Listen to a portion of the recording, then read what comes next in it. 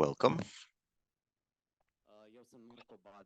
My name is Mirko Badea. I will be the moderator of this event today, your host, meaning that if you have the desire to ask questions, which I encourage you to do, I will be the one that will pass the microphone to you. So, we will be speaking about pesticides, we will be speaking about myths and how a sustainable farming can be done. For that reason, I can part of the organizing events where a handful of people have channeled their efforts to come towards you and to come towards the people who are at home right now or in the office with an important know-how in order to better understand what is truly happening around us when it comes to agriculture. So I want to start today by saying that the event that is ongoing today is taking place prior to the vote from the European Parliament from early next week, where you will hear in the European Parliament, and I've jotted this down, we will be adopting a new regulation for the sustainable use of pesticides. Now, why is it important to speak about this? It's important because this regulation will be, let's say, sort of the Bible of the how-to in the sense of eat, feed, because this is basically what agriculture is, what we are around us. And it's important to know how to do that in a knowledgeable way so it doesn't cause harm to ourselves, what we personally do. So a sustainable farming process is important in its core from the perspective of a journalist. This is writing constantly about climate change, okay? And it's important to see what the relevant experts in this field of interest know, because before the political debate, the parliamentization, the ifs and buts, who's to gain, who's to lose, what is important is to speak with the people who are most knowledgeable about this, and they will give it to you straight. So I'm not going to carry any longer, and we are going to go towards the people who, as I mentioned prior, know how things are. And with your permission, I'm going to pass the floor to our special guest from abroad, Professor Dave Gosen from the University of Sussex. Hi there. The floor is yours. You have the microphone. I can hear you very well. Oh, good. That's great. Is it time for me to start? Sorry, I didn't understand any of the introduction. Yes, you can start. You can start. Yes. But Dave, you have to choose the interpretation. Below there's a button interpreter and you have to choose English. That's why you didn't understand probably. Okay. That's fine. As long as you want me to start. Is that clear? Yes, you start. Okay. Please. Just sharing my screen. Bear with me a second. Marvelous. Okay. Sorry for the short pause. So it's my pleasure today to talk to you about insects and pesticides. And I thought it would be important to start by just explaining why insects are important, particularly pollinators. But pollination is not the only benefit that insects give us. So by way of introduction, I've always been fascinated by insects. They're incredibly diverse creatures. They've been around for about 500 million years, and they've evolved into an incredible diversity of different shapes and sizes and colors. We know of about 1.1 million different species of insect on our planet. And they perform all sorts of different ecological roles.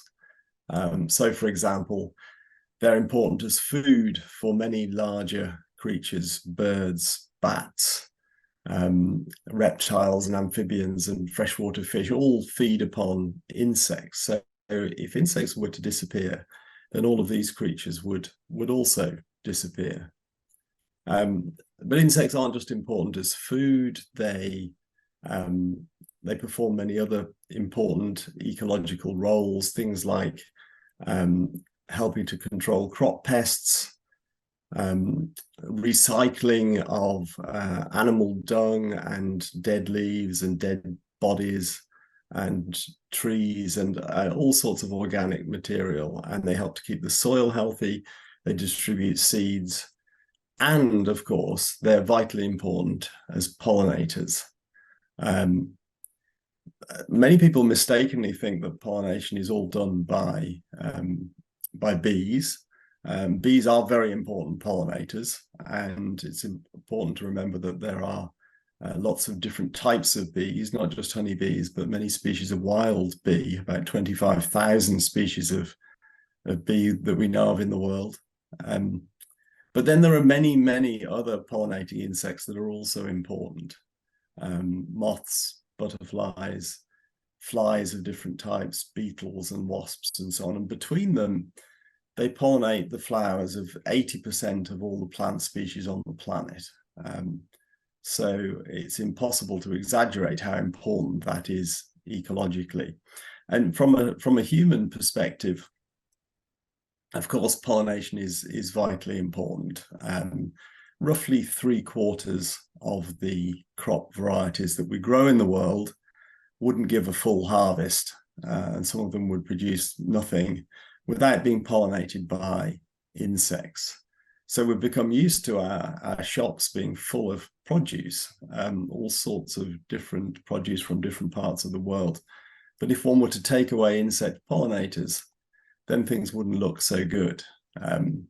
We would have far fewer apples, cherries, strawberries, blueberries, tomatoes, pumpkins. I could go on. Even things like chocolate and coffee are pollinated by different types of insects. So it's hard to imagine a world without either of those. The reality is we could not feed the global population without insect pollinators. So hence we should be really concerned that there is clear evidence that insect pollinators are in decline. Now, I'm not going to talk at length about this. I think the evidence is quite clear. I just want to give one example of one of the more dramatic pieces of evidence for insect declines. And this is the well-known German study, sometimes called the Krefeld study, which is based on German entomologists, insect enthusiasts, running malaise traps on nature reserves all across Germany. That's a malaise trap top right there, and it's a trap that catches all types of flying insect. And what the graph shows you is the biomass of flying insects caught per trap per day, and how that changed between 1989 and 2016, which is a 27-year period. And you can see it fell over time. Actually, on average, the biomass of insects caught fell by 76%. So it seems that 3/4 of German insects disappeared in just 27 years. Now, all the evidence we have is that that is not something peculiar that's happening in Germany, that this is a general phenomenon, at least across Europe and North America, and probably elsewhere, although we have much fewer data from other countries. So why are insects in rapid decline? Well, there are many drivers of insect declines. It's certainly not all due to pesticides, but there is little doubt that pesticides are a significant contributor to insect declines. And I just want to go back in to give some sort of perspective here. This is not a new phenomenon, clearly. The first person to really highlight the dangers of pesticides was Rachel Carson, an American biologist who published her famous book, Silent Spring, in 1962, 61 years ago.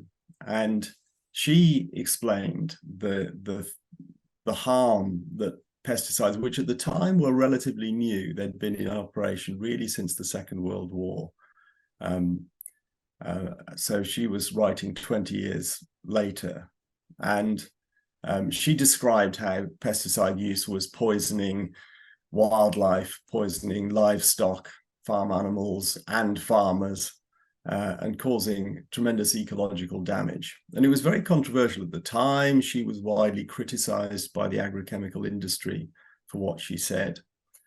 But eventually it became clear that what she said was true, and many of those early pesticides were banned, things like DDT and some of the organophosphate pesticides.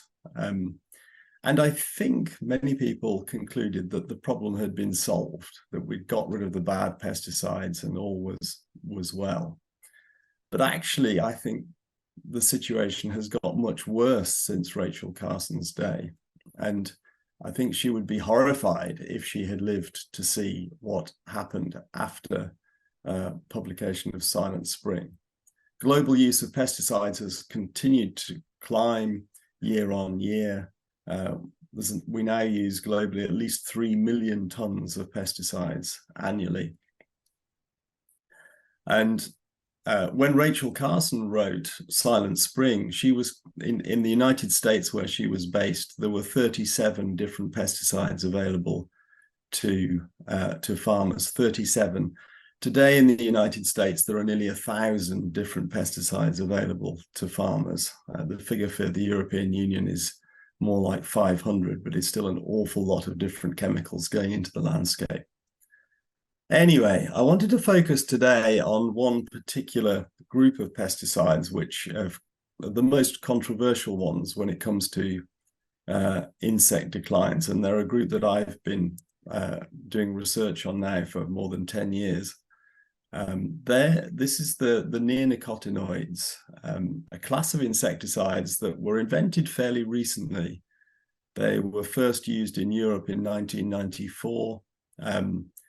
As the name suggests, they're related to nicotine. They're chemical synthetic variants of nicotine, which is, of course, a chemical that tobacco plants produce to kill insects to protect themselves. Neonicotinoids have proved to be very popular. They make up now about 25% of the global market for insecticides. There are 6 main neonicotinoids. I've listed them there. They have these long names that are very hard to pronounce and remember. And I have heard it suggested that that's a deliberate strategy by the industry to stifle discussion. Whether that's true, I don't know. Anyway, the main use in Europe is as seed dressings. You can see there, top right, that blue stuff. Those are seeds of oilseed rape, which are coated in insecticide, and we'll come back to that in a minute. But neonicotinoids are also sprayed and used as soil drenches, and also applied to domestic pets, actually, but that's another story. So they've proved very popular with farmers and become one of the most widely used insecticides available. Neonicotinoids are very toxic to insects. So, of course, they're meant to be insecticides, so that shouldn't come as a huge surprise. But nonetheless, the degree of toxicity is quite hard to understand or explain. So here I've put the LD50, the lethal dose that kills 50% of honeybees, a standard test animal for insecticides. And imidacloprid, the top of the list there, is one of these neonicotinoids, and I put 3 other insecticides for comparison. And you can see that the dose needed to kill a honeybee is much smaller for imidacloprid than for the other insecticides. In fact, neonicotinoids, most of them, are about 7,000 times more poisonous to bees than DDT, which was one of the chemicals that Rachel Carson wrote about. So that means that a small spoonful of neonicotinoid, 5 grams, would be enough to give a lethal dose to 1.25 billion honeybees. So it doesn't take much of these chemicals. They're neurotoxins. They're a bit like Novichok for humans. They attack the brain of the insect and paralyze and kill it at tiny, tiny doses. Now, I mentioned that they're primarily used as seed dressings. And so this diagram is meant to show the environmental fate of neonicotinoids when they're applied. So we have the seed coated in insecticide, which is the farmer buys it pre-coated, and he sows it in the ground. And the idea is that the seed coating dissolves in the soil water, and then the little plant, as it grows up, the seedling sucks up the pesticide from the soil, and it permeates the plant, goes to all parts of the plant and makes it poisonous to insect pests, which sounds like quite a nice idea. The problem is, it turns out that only a tiny proportion of the insecticide is actually going into the crop, about 5% on average. Most of it goes into the soil, where it can accumulate if the pesticides are used year after year. So the levels in soil build up steadily over time if a treated crop is applied. And just as the crop can take up the pesticide from the soil, so can any other plants with their roots in that soil. So if a farmer has a wildflower strip next to his field of crops, then they too will become contaminated with these insecticides, which spread to all parts of the plant, including the nectar and the pollen. So hedgerow plants, trees, any plants in an agricultural landscape where neonicotinoids are being used will be systemically permeated with these incredibly toxic pesticides. They also leach downhill with the water and go into streams and rivers and cause tremendous problems there. One of the best known examples of which is Lake Shinji in Japan. This is the biggest freshwater lake in Japan.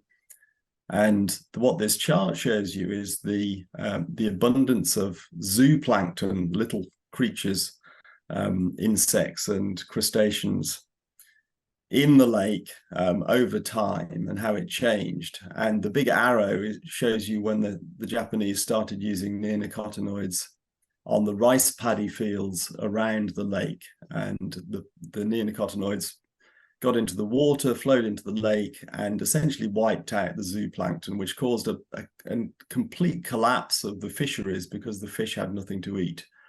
And the entire lake wildlife was profoundly affected by this pollution and has remained so ever since. Neonicotinoids aren't just a problem for aquatic systems, of course. This shows you neonicotinoids in honey samples. Each little dot on this map is a honey sample collected from honeybees around the world. And this study shows that basically honeybees are being poisoned by neonicotinoids pretty much everywhere in the world. The white samples were clean ones. The ones with varying shades, the darker colors, are all ones contaminated with neonicotinoids. Now I'm nearly out of time, but I just wanted to quickly share with you, the pesticide industry will say, well, this is all very well, but these concentrations are too low to do any harm to real bees. These are just tiny, tiny traces of pesticide. Well, it simply isn't true. And I haven't got time to explain this in depth, but one of the first experiments my research group did on this subject was back in 2012, where we wanted to understand what the effect on a bumblebee nest would be of being near a treated crop field that flowered that they visited. So we exposed bumblebee nests to concentrations that are well within the range of concentrations that we now know are found in honeybee honey. We had nests, control nests, and nests exposed to field realistic doses and nests exposed to a higher dose. And this just shows you the weights of the bumblebee nests as they grew over time. The control nests got much heavier than the treated nests. And bumblebee nests have to produce new queens at the end of the summer because the nests die off. They only live for a few months, and it's the new queens that will start new nests the following spring. And this just shows you the number of queens produced. The control nests produce lots of queens. The ones exposed to field realistic doses of neonicotinoids produced very few, or most of them actually no queens. There was an 85% reduction. And this is just one study. There are many, many others, now hundreds of studies showing quite clearly that the landscape scale use of neonicotinoids is impacting on different groups of wildlife. So these, I could have shown you many other studies, but here are studies showing that neonicotinoids cause declines of aquatic invertebrates, of insect-eating birds, that their use correlates with death of honeybee colonies, with the rates of decline of wild bees, and with rates of decline of butterflies in the UK and also in California. It is beyond doubt at this point in time that neonicotinoids are a really significant driver of insect declines around the world. And we really do need to ban them now, as the European Union essentially already has, but use continues in my own country in particular. Now we've left the EU. And it's time the whole world woke up to the harm these pesticides are doing. It's complete madness to be poisoning our pollinators.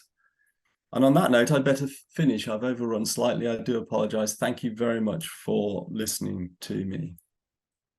I'll just Thank you so much, Professor. Please stay with us for Q&A session. Înainte să dau cuvântul Now, următor. before passing the microphone, please, I want to announce you that we are live on YouTube, on the YouTube account of the Beekeeper Federation of Romania, ROMAPIS. We're also on Zoom, and we have simultaneous interpreting on Zoom. So I'm going to provide the microphone to Elitor Georgescu. He's a scientific researcher, degree 2 for the Farming Fundulea Institute. Please speak. Good. Do you hear me? Okay. Good day, everyone. First and foremost, I want to thank you for the invitation you have bestowed upon me. So, today I will be speaking about plant protection. Why do we need it? When I say that, I'm not referring to pesticide or non-pesticides. Why do we need to keep the pests away from crops? So, first and foremost, the losses due to pathogen elements and so on and so forth are as follows. So insects 15%, so on and so forth. These are older data. But here, if you look at the average grain crop, right, this is the part that we are losing, the 10 to 9%. For corn is on the right upper side, or soy or rice, right?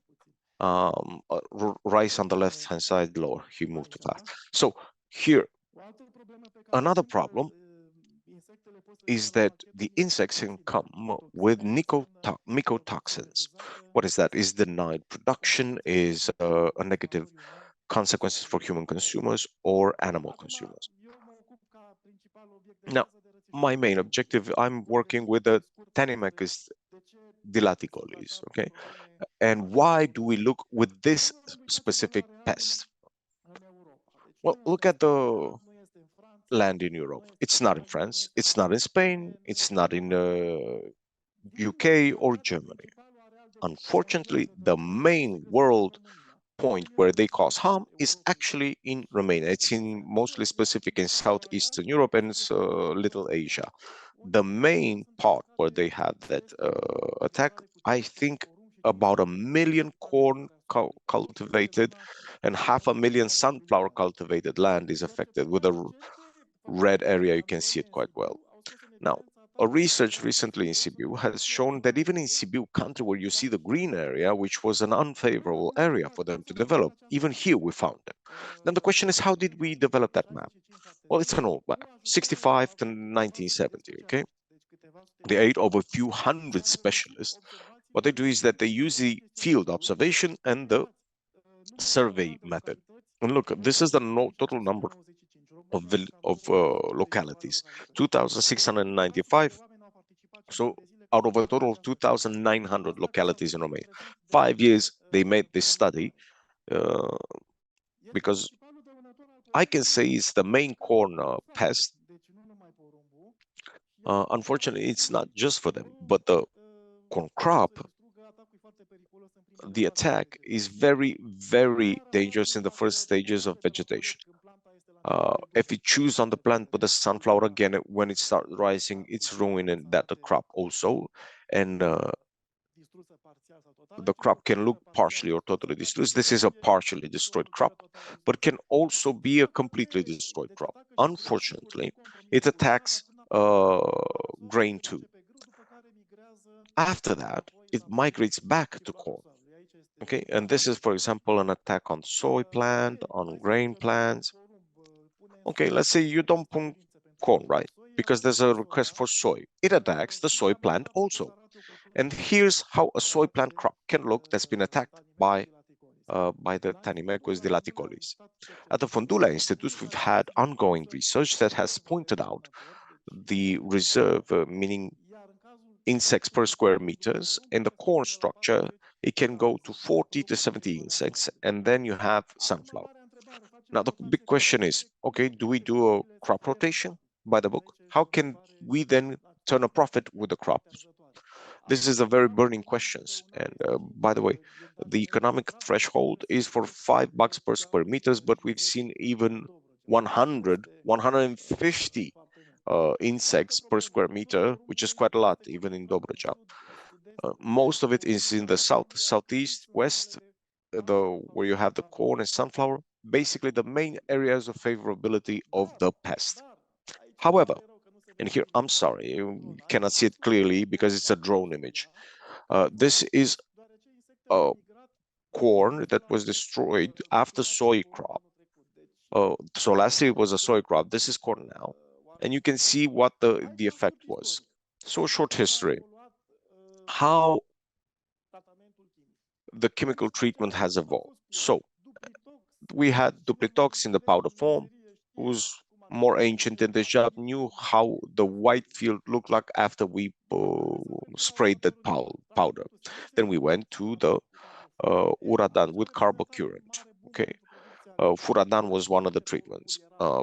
Before that, the corn was you were supposed to seed it 2-3 times before you had a crop, right? But after the Furadan starting use, let's say it provided an adequate protection for that time. Then we moved to the neonicotinoid products, the treatment being more general. And now, how was the evolution? A treatment with powder on all the surfaces, right? 10,000 square meters per 1 hectare.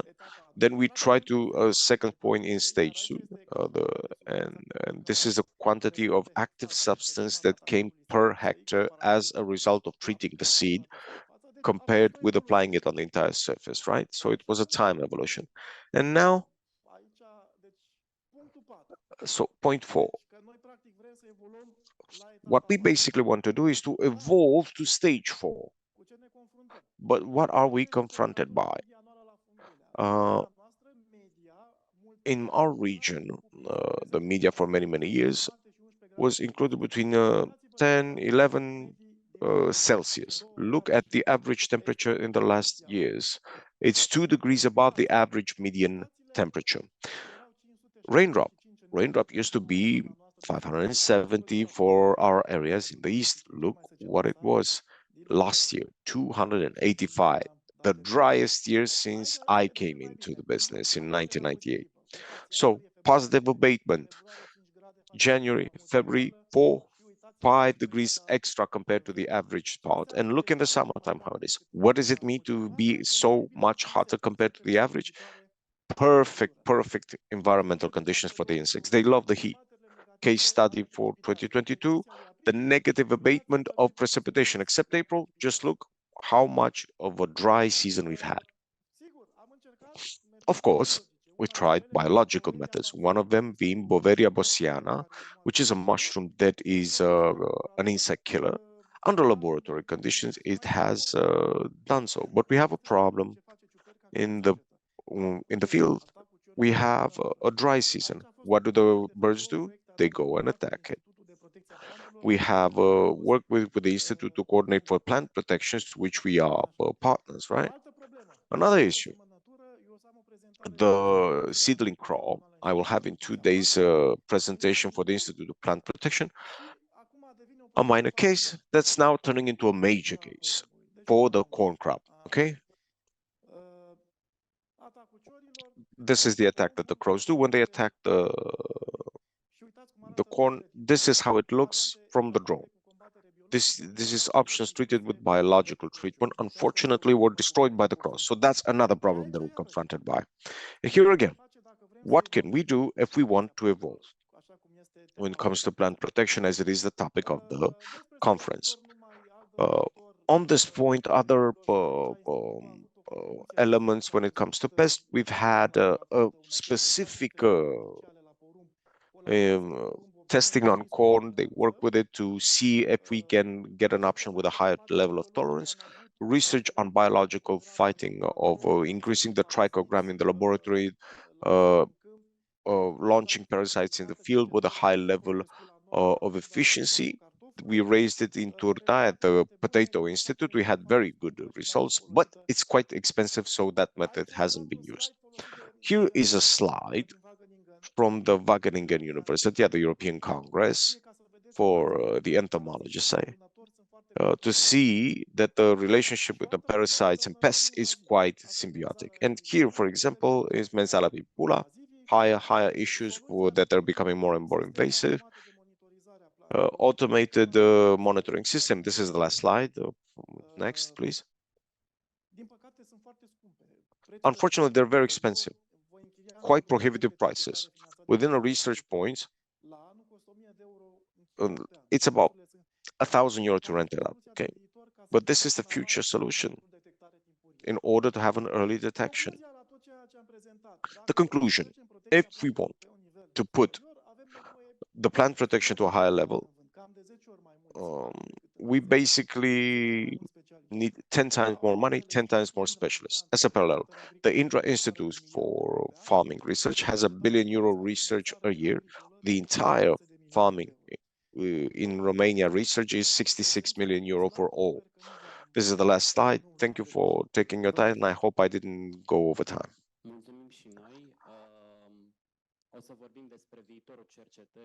Thank you. Also, we will speak about it in the Q&A session, the future of research.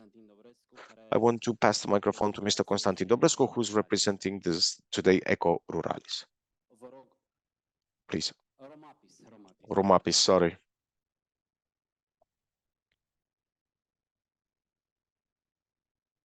Microphone, please. I cannot hear. Microphone. We don't hear him. No, I don't hear him.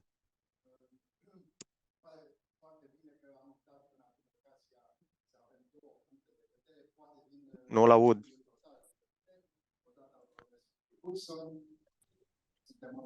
Bună ziua, fiți amabil, să știți că nu se aude în online.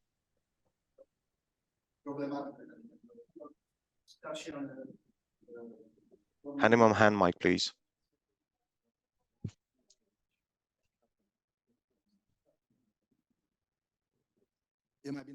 Da. Yes. So we have in this hall guests on behalf of the Ministry of Agriculture, from the great farmers.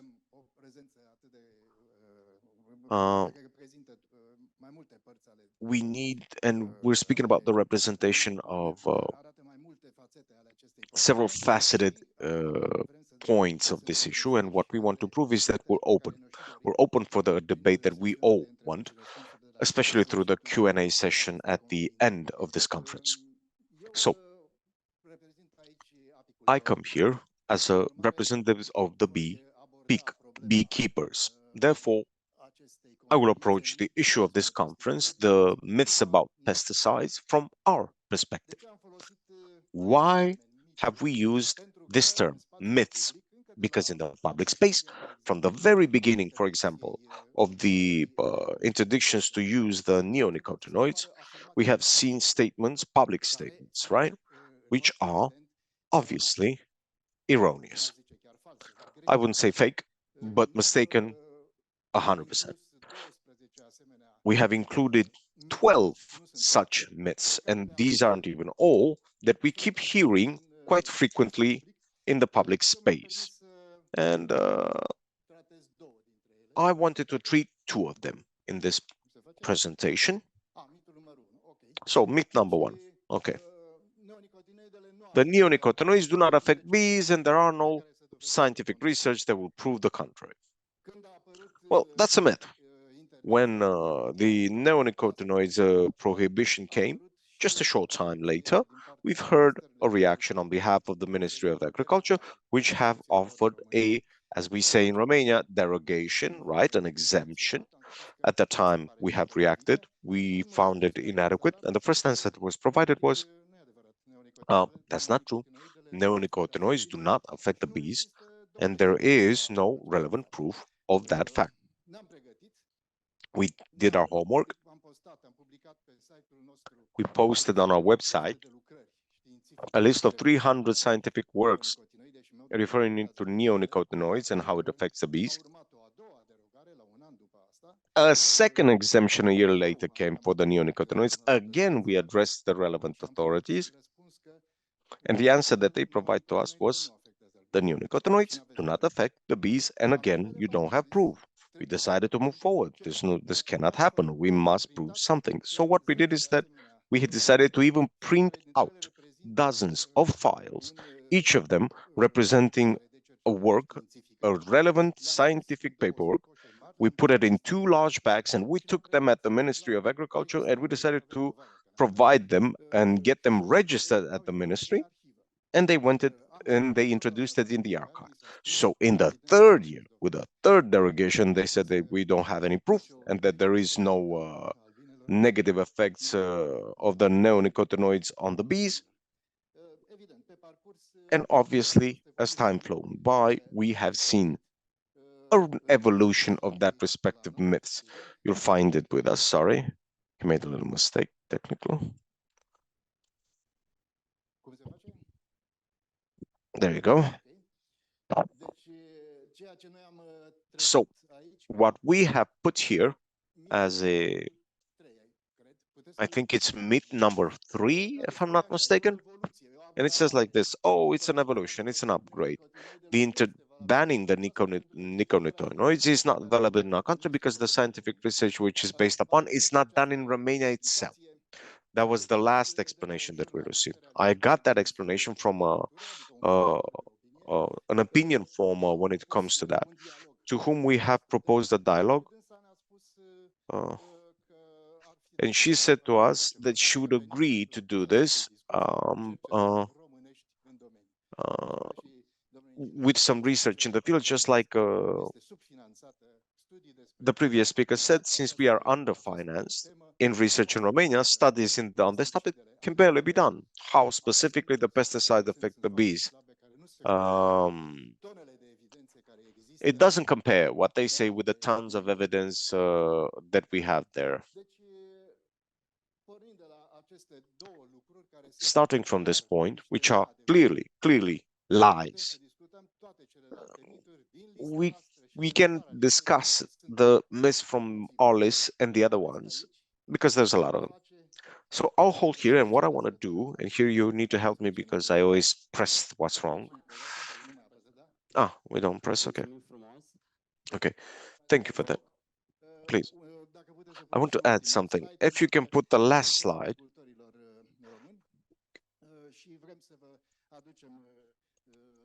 And we want to bring to you the existence of this research program. The next slide, please. Which has been finalized with a very useful app for beekeepers. You can find it at this internet address, apisana.polinizare.ro. You can download it from Google Play, which in its role is, next slide, please, which wants to make it available for the beekeepers, a method of support in case they are confronted by intoxications, serious intoxications of the bees, in the situation where they don't know what to do. we have this vehicle that we speak of, we help them document the case, and at the end, they can support, even in the court of law, the right to not be intoxicated by this point. Thank you. Thank you. Also, I'll now pass the microphone to the representatives of the Worldwide Fund, known as WWF. Mrs. Monica Martini, please, you have the microphone. Yes, we hear it. Yeah. Is it okay? The sound guy? It's okay. Okay, good. And the remote control, please stay there so we can see each other on Zoom, where we have, once again, simultaneous interpreting. Hi, everyone. My name is Monia. I'm from Italy. I came in Romania in 2006. And when they say, what is my name? Monica without the C, Monia. So that's going to be my name for you. So what I want to say, when I took over the pollination topic during the WWF topic in Romania about a year and a half ago, I immediately realized with me and my team that we need a national action plan, an integrated approach, in order to manage issues that are actually connected to this point.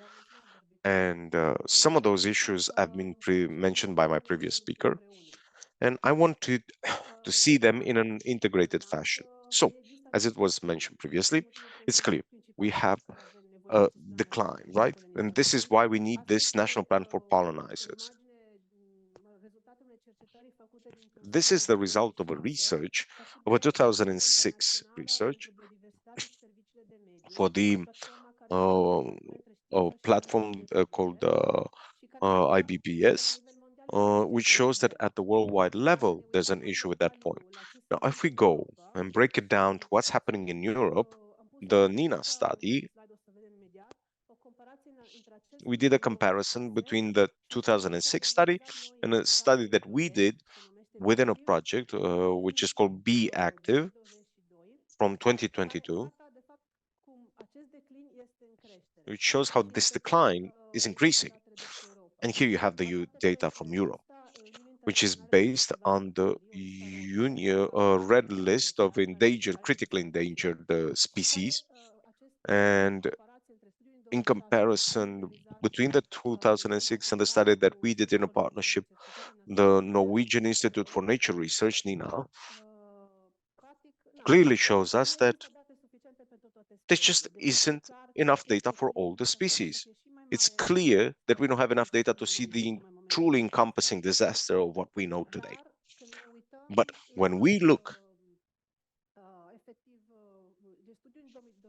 so the 2022 study shows us that 37% of the bee population is in decline compared to 2016. To have that 36%, it's clearly seen that the endangered species have risen from 2.4 to 9.1% between 2006 and 2022. The species that are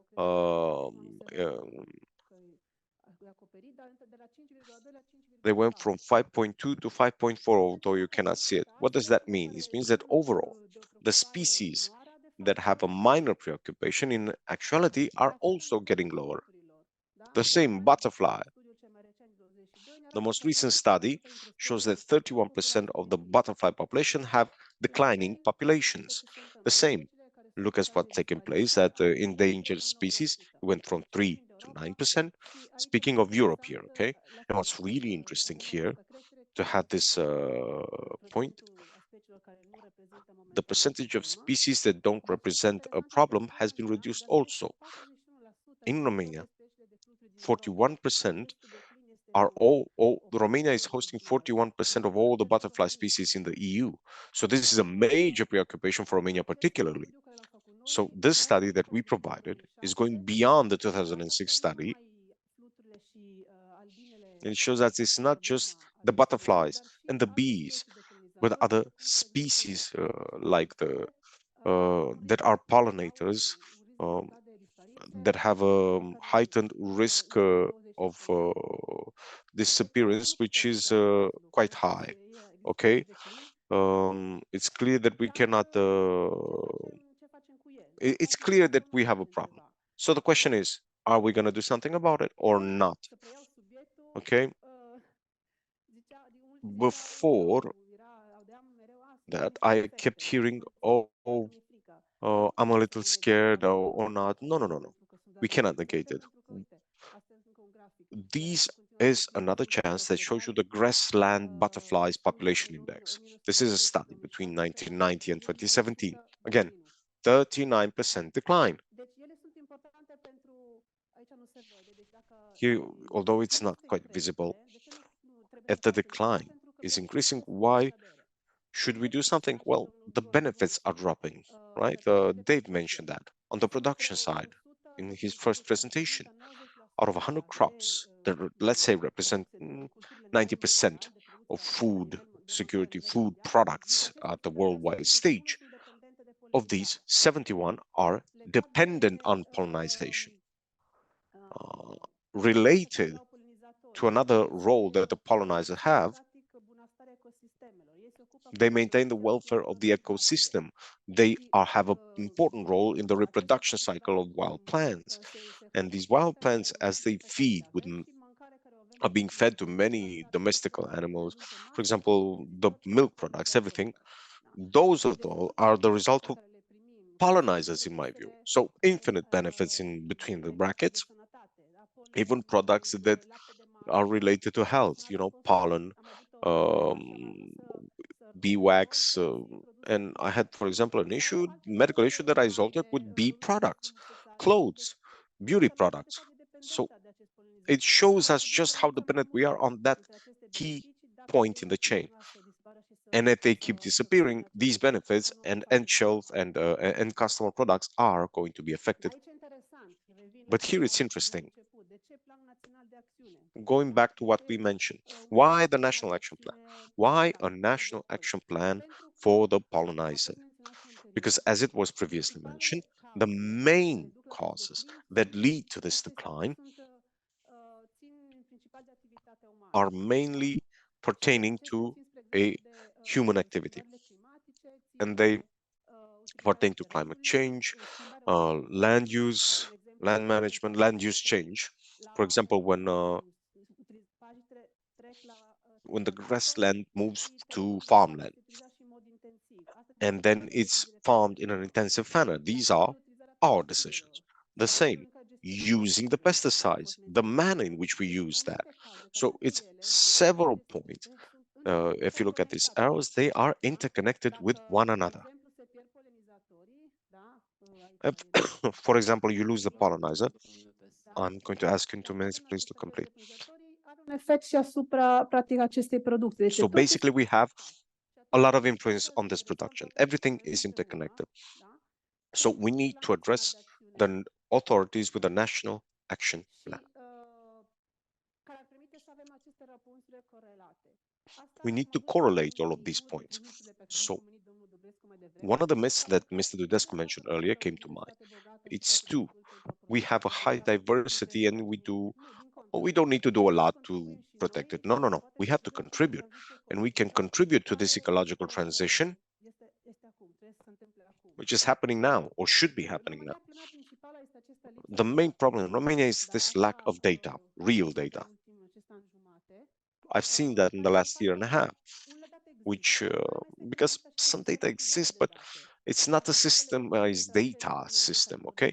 To make the connection between those two fields that lead to that point.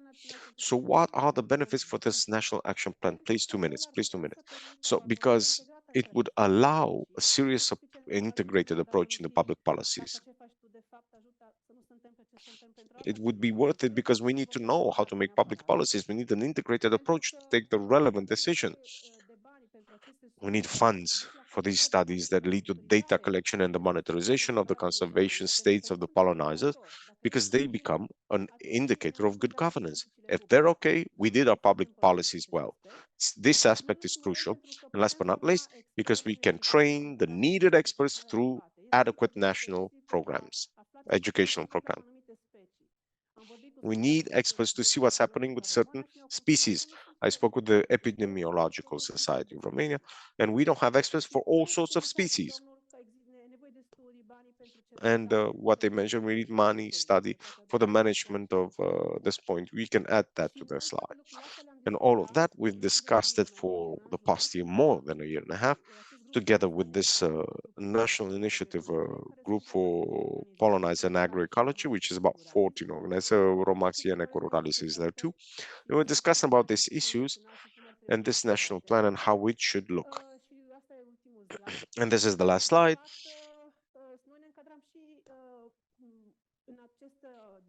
Actually, we are falling under this European endeavor, where in 2023, the EU has renewed the European Initiative for Pesticides.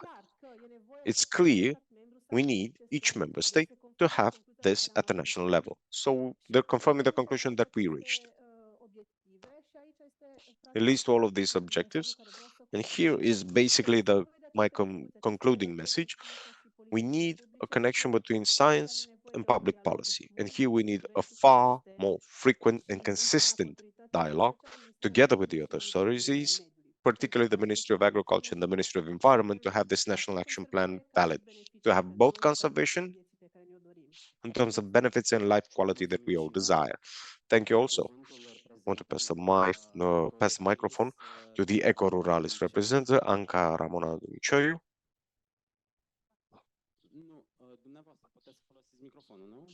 You can use the handheld? Yeah, perfect. It's much better.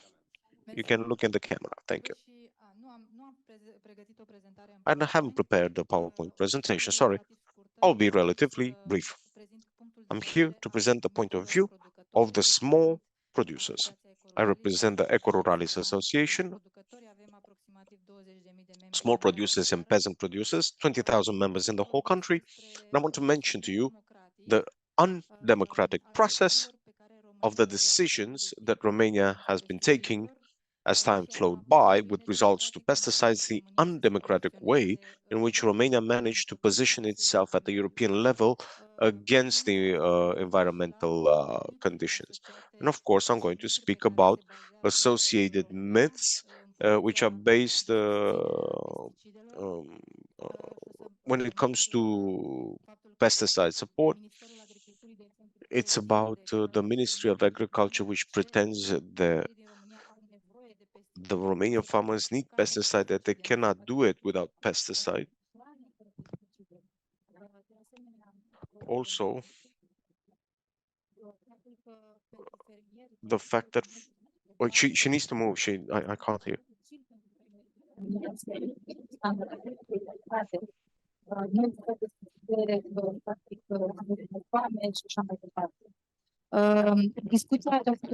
Nu aud. I can't hear her.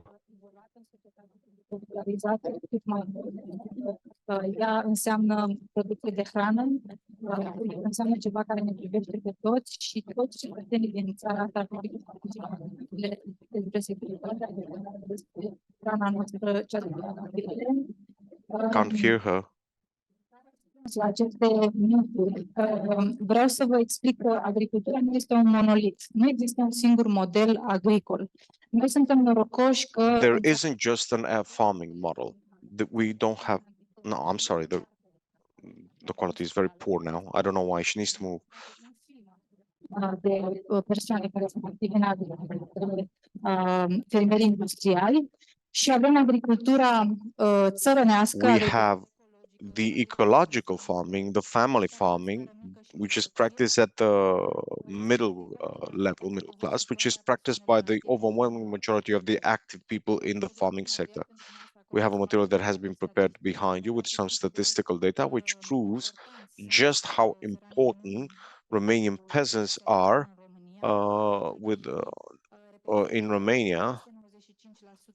Now, over 95% of the active people in the farming sector, right? So the households that exploit less than 10 hectares, in that size, we have the farmers in Romania. They represent nearly 96% of the total active population in the farming sector. We have a middle segment, but the industrial farming sector, which are indeed dependent on pesticides. Those that exploit 100 hectares and beyond of farming sector, they represent less than 0.5% of the total people that work in this field. Again, poor sound.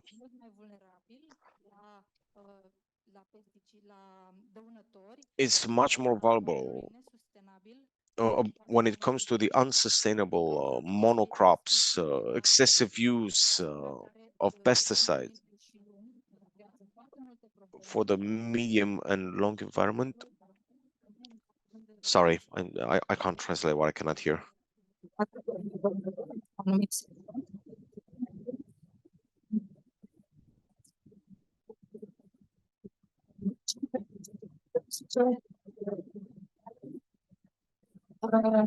I'm sorry, I cannot translate what I cannot hear.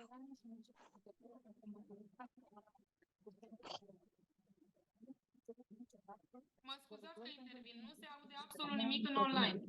Nu am cerut niciodată o legislație relaxată privind folosirea de pesticide. Nu o să găsiți nicăieri o declarație publică a unei asociații de mici gospodari, de mici. So we have the Small Household Association.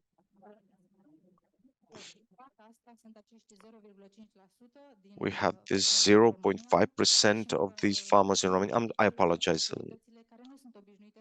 The authorities are not accustomed to discuss with the citizens in a democratic fashion to no.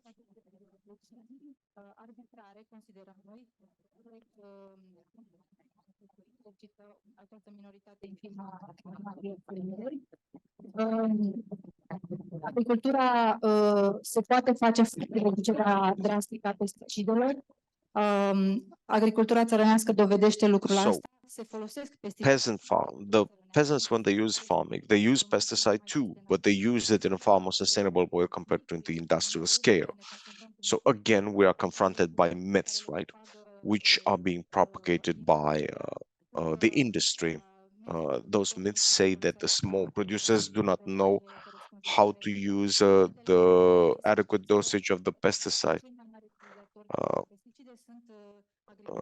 The largest pesticide user are the industrial farmers. Okay, they're the biggest users of public funds. They're the biggest users and beneficiaries of the general public policies. Unfortunately, they are also the effectively dependent in that sense. I believe that we need to find solutions together with the researchers, with the society as a whole, because we need to reach collectively a substantial reduction of pesticides in Romania. They can do that. Romania is indeed in the European image. We are, how should I say this?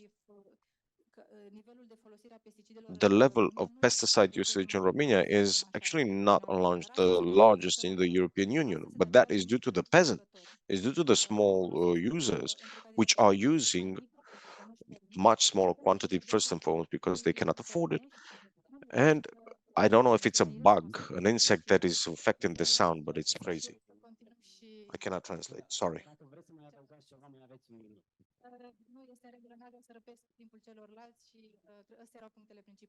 So she had some main points, she says, but I couldn't translate, sorry. So I go back to you and to the people from online. We are live on YouTube and on Zoom, and those in the room, but also the people from home. If you want to spread the information from here, please be our antenna and share it forward, the video, with a simple share. Now, because we have been speaking about Europe, we are now moving towards Europe, and we have another speaker and 2 Euro deputies. So I want to pass the microphone now to speak about the legal European framework about pesticides with the Pesticide Action Network Europe. Mr. Martin Dermin, you have the microphone. Hello, thank you very much. Just for your information, the translator could not hear properly what Ramona was saying, so we missed a bit. Martin Harris. Yeah.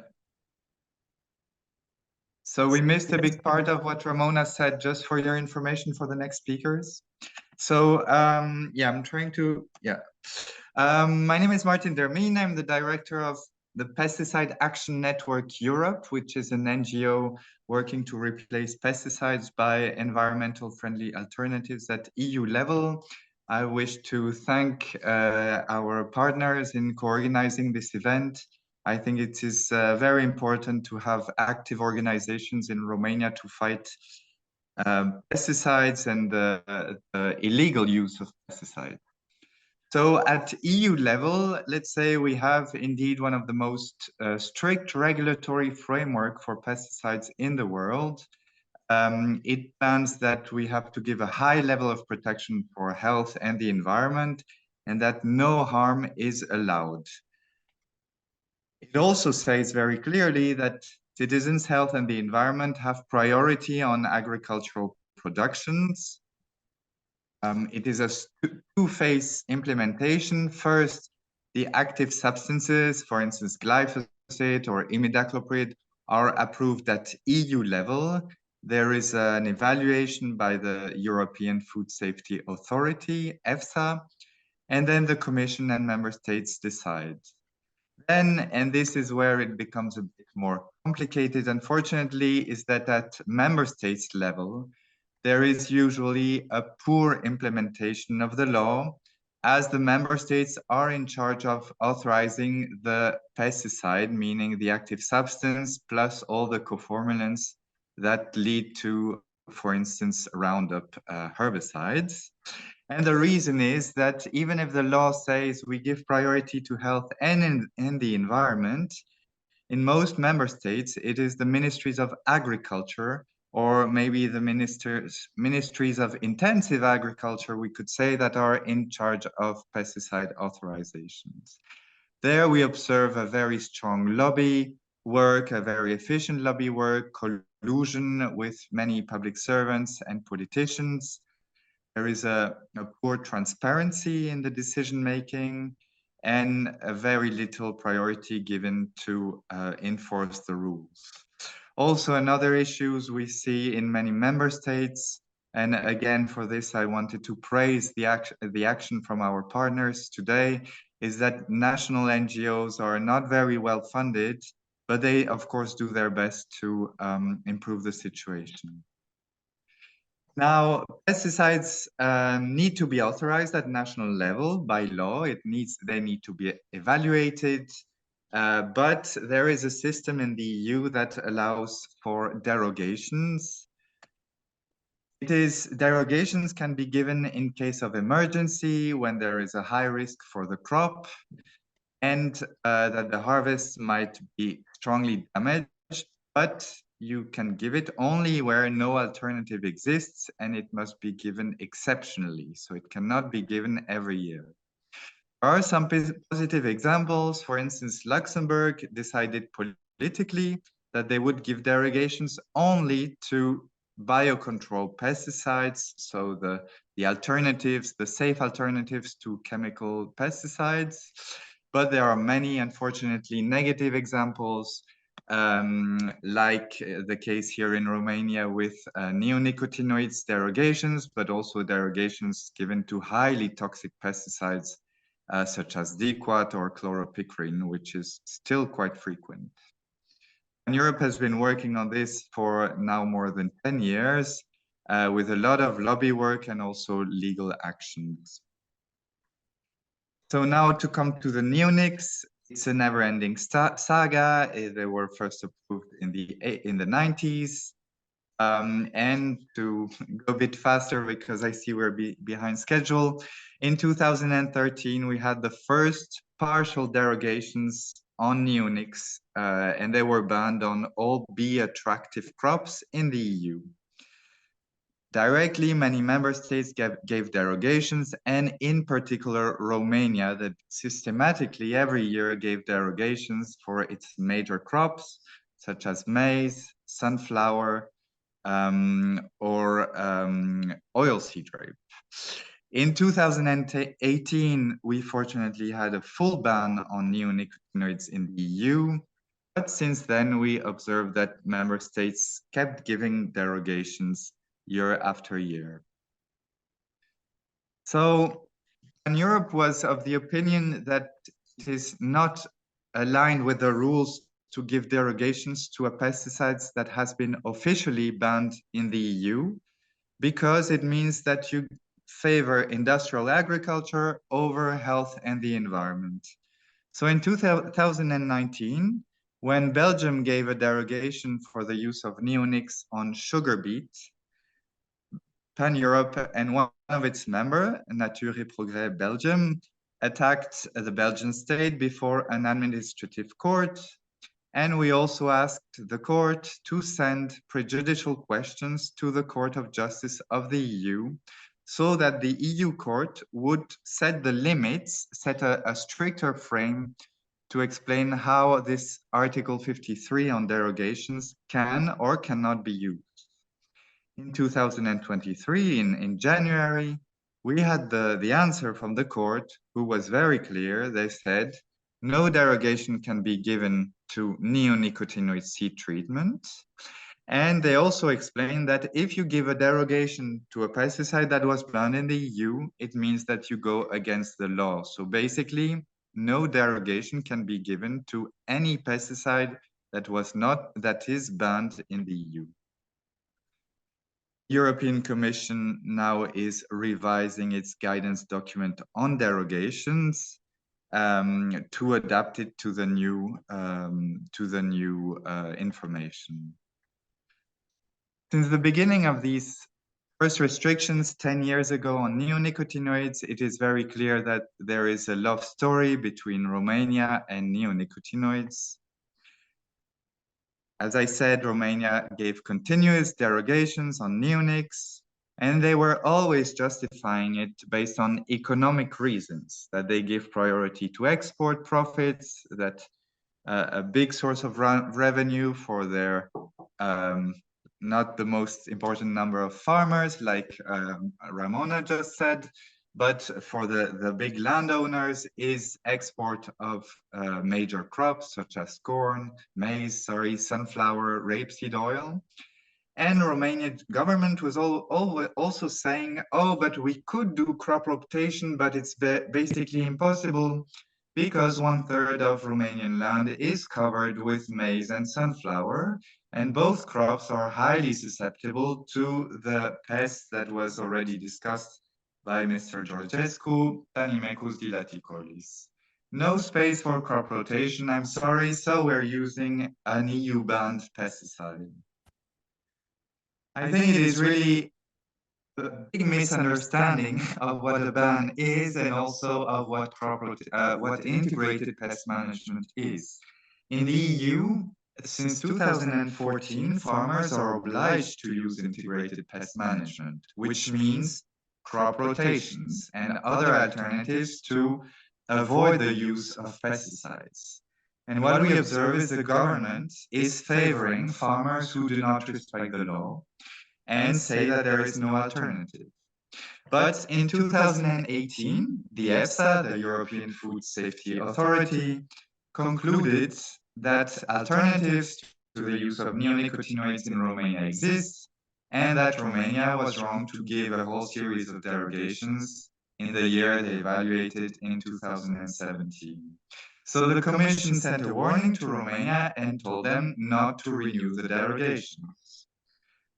As I explained, the EU court clarified that you cannot give a derogation anymore in the entire EU for neonicotinoid seed treatment with, to seed treatment with neonicotinoids or any use of a banned pesticide.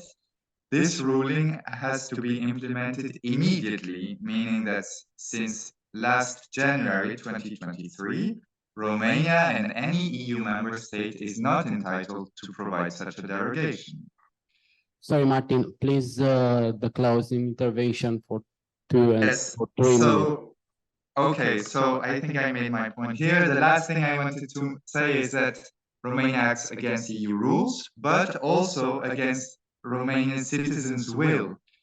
Pan-Europe and other partners ran an Ipsos poll, a professional poll 2-3 months ago, to ask to several EU countries what they think, several questions about pesticides, and I just show you the result of one of them, is how concerned are you about the environmental impact of farming productions? And Romania is among the most worried population. 84% of citizens are concerned, and it was the same with every question linked to pesticides or intensive farming. Romanian citizens are among the most worried citizens regarding where intensive agriculture is going. Sorry if I was in the end too long, and thank you very much for your attention. Thank you, Martin. Thank you. Vă spuneam la început că facem I was această... saying in the beginning that we were having this conference in order to prepare the vote for that point on the use of pesticide. So before the Q&A session, we have two interventions from the European Parliament, and now I'm going to pass the microphone to Daniel Buga, Eurodepute, which is also an agri member of the European. Do you hear us? Microphone, please. Mr. Buda, do you hear us?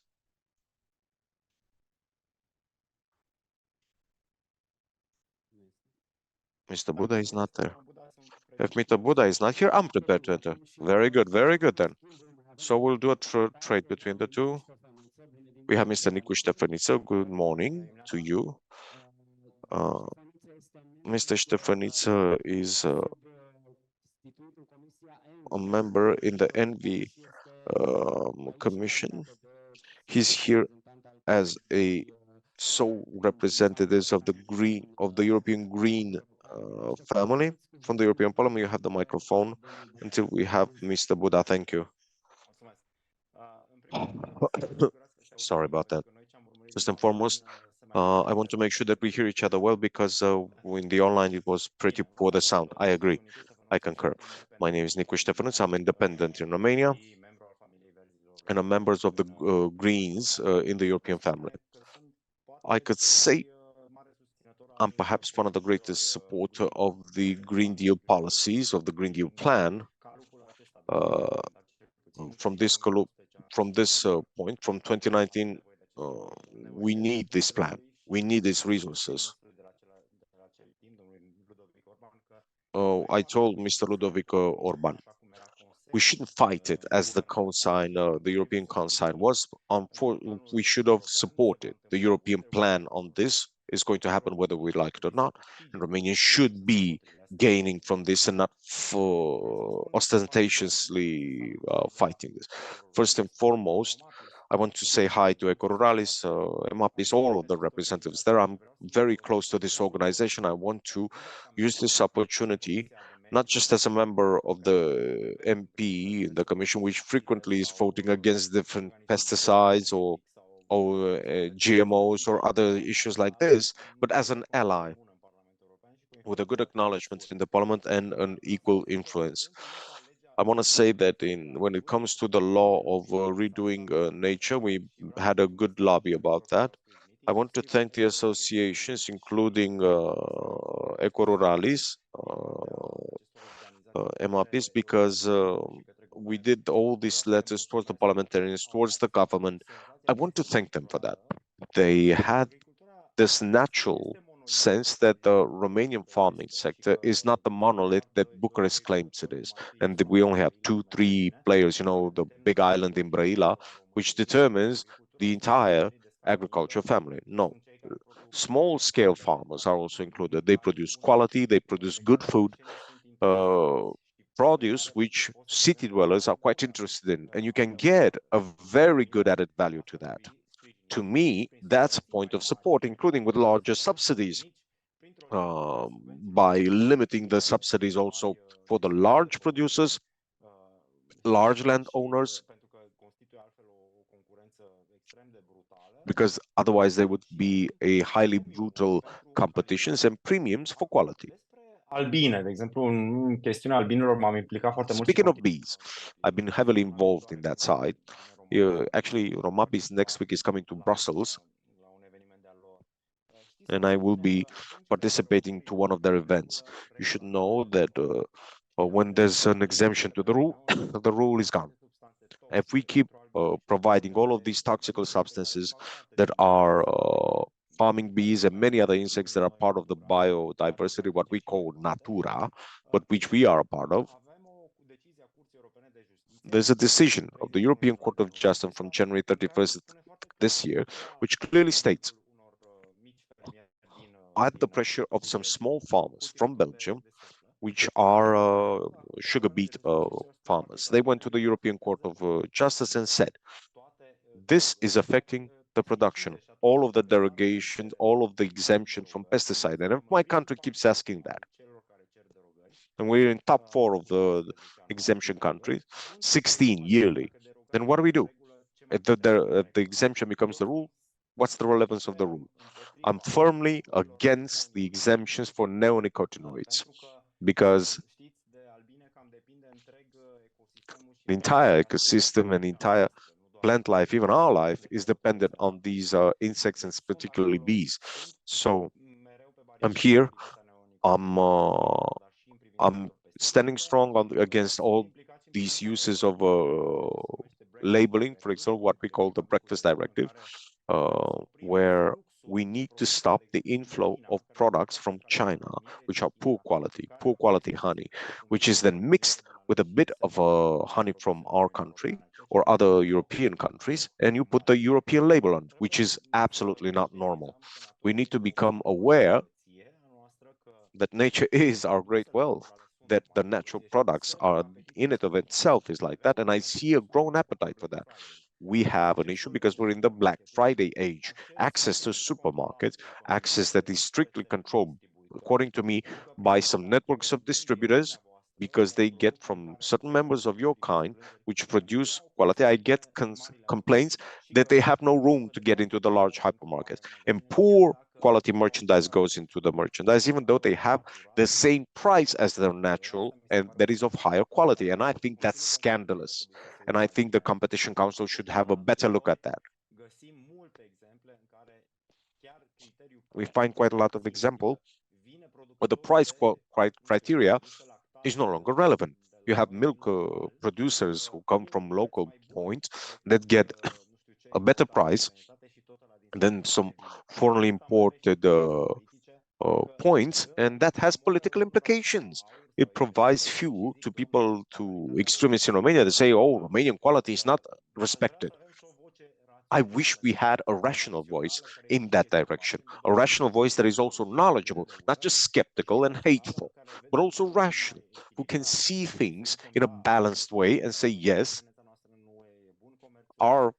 us belonging to EU is good, trade between the EU is good, but let's handle especially local quality products to have room in the local market.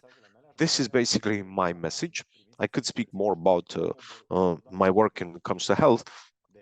See, I have health and environment. It's integrative. I think one without the other cannot work. And I'm really happy when I find communities of city dwellers that prefer living in the countryside. They call it moving to the countryside. One of these communities has over 300,000 members. So I note and I see that the Romanian has found the love for natural products, the love for good products, small farming, old traditional methods of doing things. I just want to encourage this endeavor by everything that I do. So use me to the best of your abilities as your representative for at least another 7 months, and then we'll see what the elections will provide. Thank you very much. I'm honored for this invitation. I'm one of your allies. Mulțumesc frumos, domnule deputat Ștefănuță. Thank you, Mr. Ștefănuță. We are looking for Deputy Duda. Let's see if he has joined us. Do you hear us?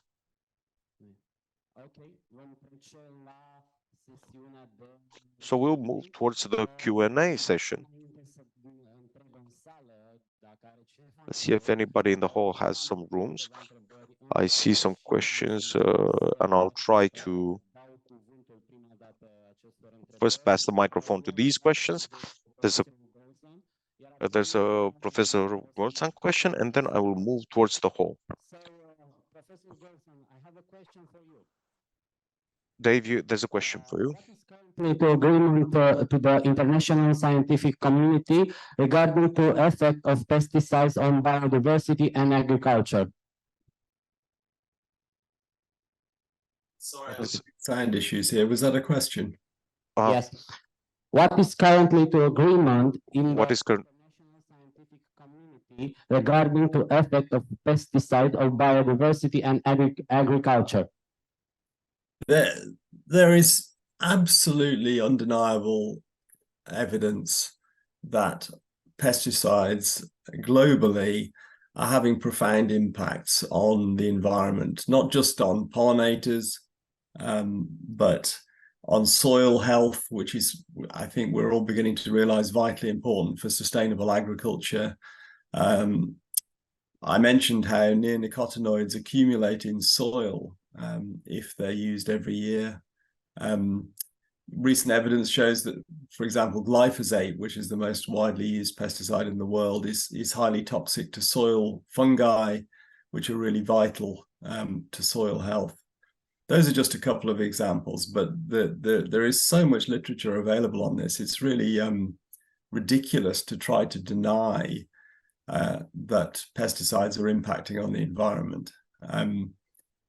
You know, it's absurd. Of course, there's a strong lobby that are keen to persuade people that pesticides don't impact, but it's black and white. It's undeniable at this point in time. Okay, thanks. I'll ask the room once again to make another call for the Deputy Guda. Is he in? He's not in. Unlucky. We'll wait for him, but until then, I want to provide the microphone to the hall. If anybody has a question, if you could keep the mic a bit further from the face, please. Can you please say the organization that you represent, please, and then address your question and towards whom? Hi all. I can say that I have a question, but I want to make an observation or a remark. Sorry, short comment, please. I'm a farmer. I'm a vice president of PAR, the League of the Association of Farmer Producers in the country.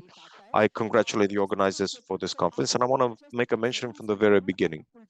I found out about this conference from a beekeeper who asked me to be present here in order to use this moment as a moment of opening a constructive dialogue between farmers and beekeepers.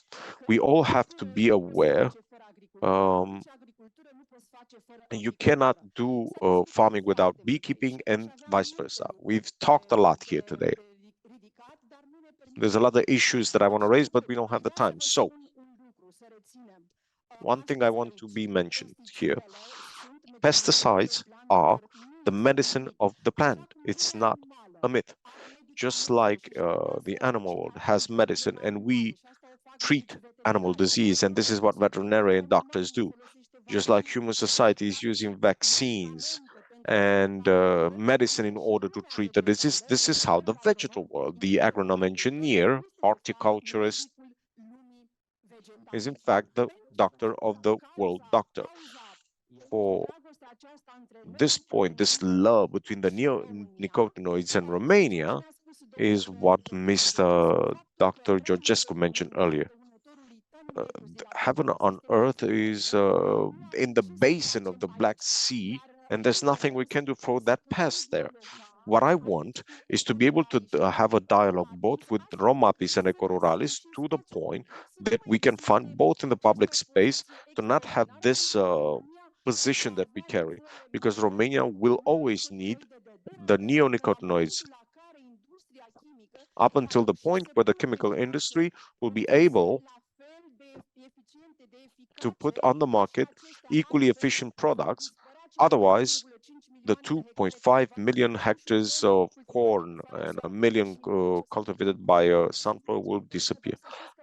And you should know that there's a lot of producers that use these pesticides, and this extraordinary pharmacy network is created to be made available for we all use it. Thank you.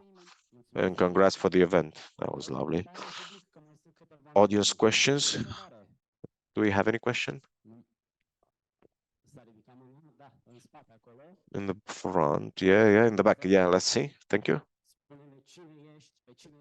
Please tell us who you are, where you're from, what's the question, and for whom. Please speak in the microphone, and you can stand up if you want to, if not, not.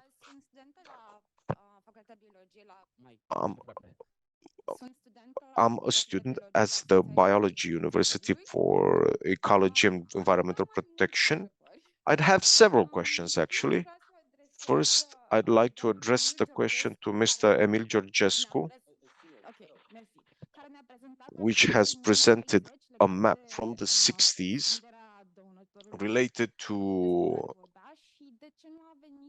an extension of the pests that, and I understand, I know that should be a newer map. We should have a map that shows what has happened in the last 30 years, if possible, if not the most recent one.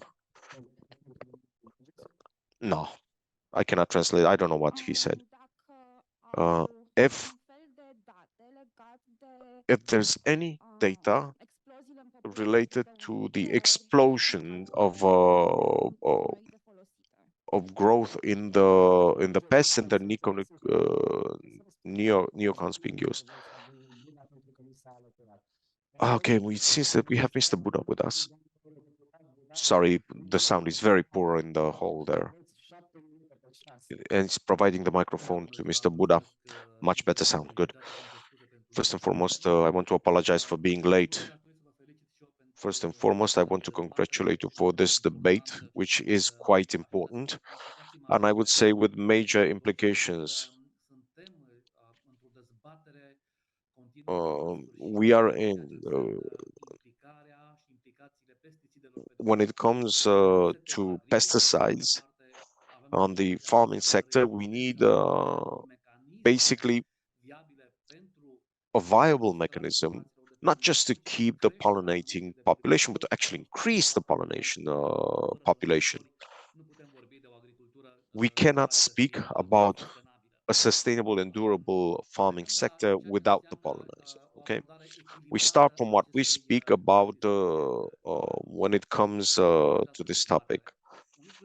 For the participants in this debate, something is very clear. We cannot speak when it comes to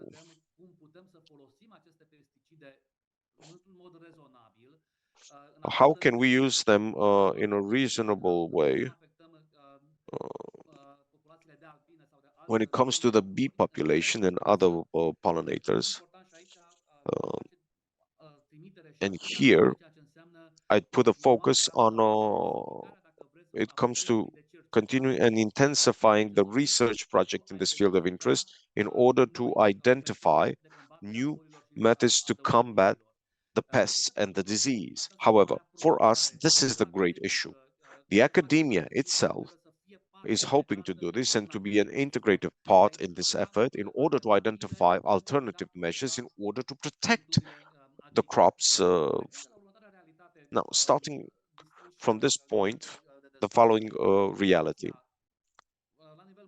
The population will increase by 1.9 billions in comparison with 2020 by 2050. It's about how can we handle these challenges that we have ahead of us. I believe that in this context, just as I mentioned earlier,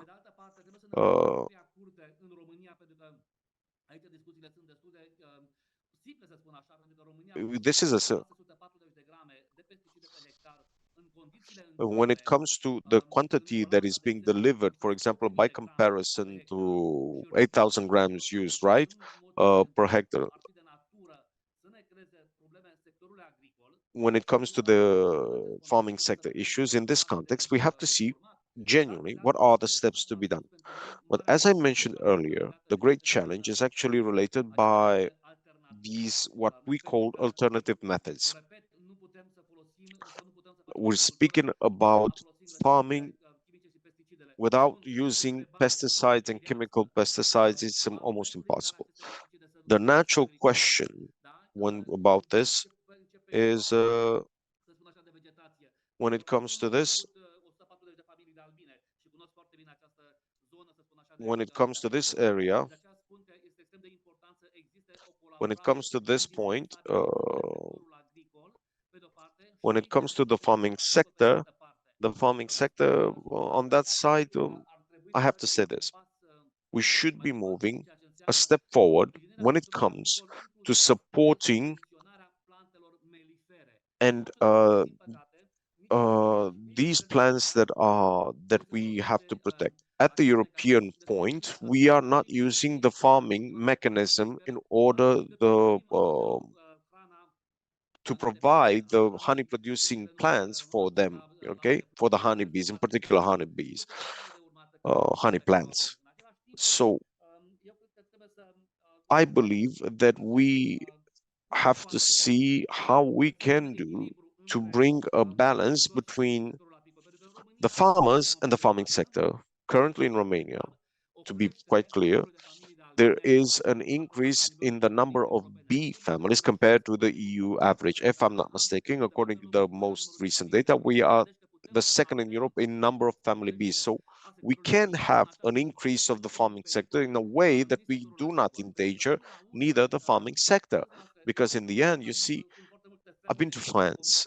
There's a lot of orchards, right? Farms, where the beekeepers were paid and called for quite insistently for what it means, the insisting form. The apple productions or prune productions or any other product would have been much, much smaller if the bees wouldn't have had access to the pollination.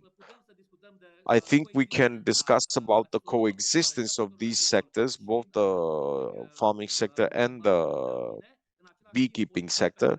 At the same time, the policies that we apply at the European Parliament level are responsible policies. Also, next week, we will adopt in the European Parliament about that regulation about pesticide usage. But I believe that these efforts have to be done at the European Union level, because I don't think it is nice to have 670 grams pesticide consumed per hectare and other states to be allowed at the same time to use 8,000 grams per hectare. Simultaneously, this week we will be voting in the European Parliament when it comes to the honey products that are being used. We're discussing mostly about honey products and honeybee honey.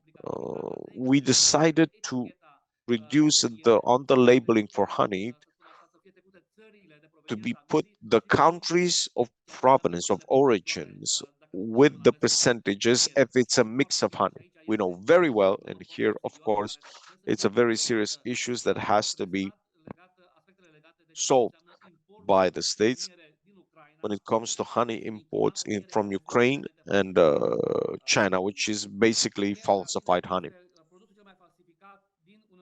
Honey is the most falsified product. 46% of the honey that is imported in the European Union is basically fake.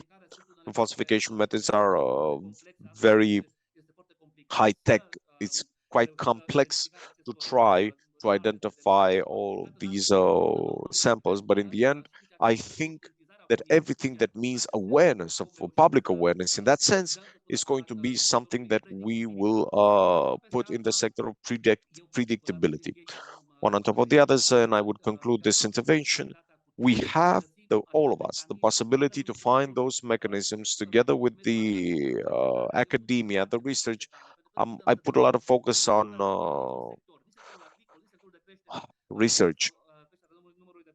When it comes to the number of pollinators, we need to have an efficient research sector in order to find a balance between all our future endeavors and actions in order to guarantee food security in the future. of food security that is not easy to obtain. And I just want to say this, today at the EU level, we have 33 million citizens that do not afford a hot meal every 3 days, okay? So you have to see how we can identify in sufficient quantities and quality for all. Thank you. Thank you, Mr. Preda. I'm sorry, I cannot hear him. The sound is horrible. How? What? He asked me how he's going to vote next week. When it comes to how to put it on page, when it comes to using the pesticides, dear colleagues and participants at this debate, please, we have states like Netherlands that use 8,000 grams per hectare of pesticides, and the Romanian farmers are using 640 grams per hectare. We are players in the same market when it comes to selling farming products. For these efforts, it's very, very difficult. We all have to work together. We have some amendments in that sense, and we put a focus on what it means, the need to have common efforts when it comes to reducing the pesticide consumption level in the European Union. Mr. Ștefănuță, are you still with us, Mr. Ștefănuță? Yes, I am with you. Yes, good. Just for a second, we had an interruption with Mr. Buda. Do you want a conclusion? My question is how you will vote in next week for these projects. I don't know what he's asking. Well, I stated quite clearly that I have delegations to which I will be together with ROMAPIS from 28-29. From my perspective, it seems that the derogation shouldn't be a rule. Yearly, we are losing significant bee populations.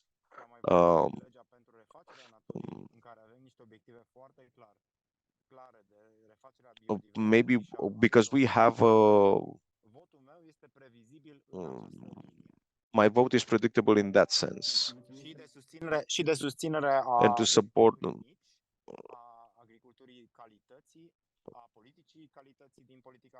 Perhaps in terms of quality in the common agricultural policy, maybe that's the political line that I want to work on. Thank you.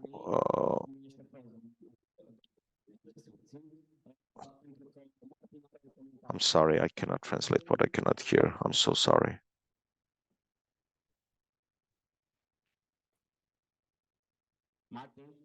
Martin, I think they're asking for you for your question, please. Yes, is it me because we don't have the interpretation anymore because your microphone is not connected to us anymore, to the interpreters. So okay, just what I wanted to mention is that what we hear now in the last interventions about we need to feed the world, we need to coexist between nature and intensive chemical intensive farming.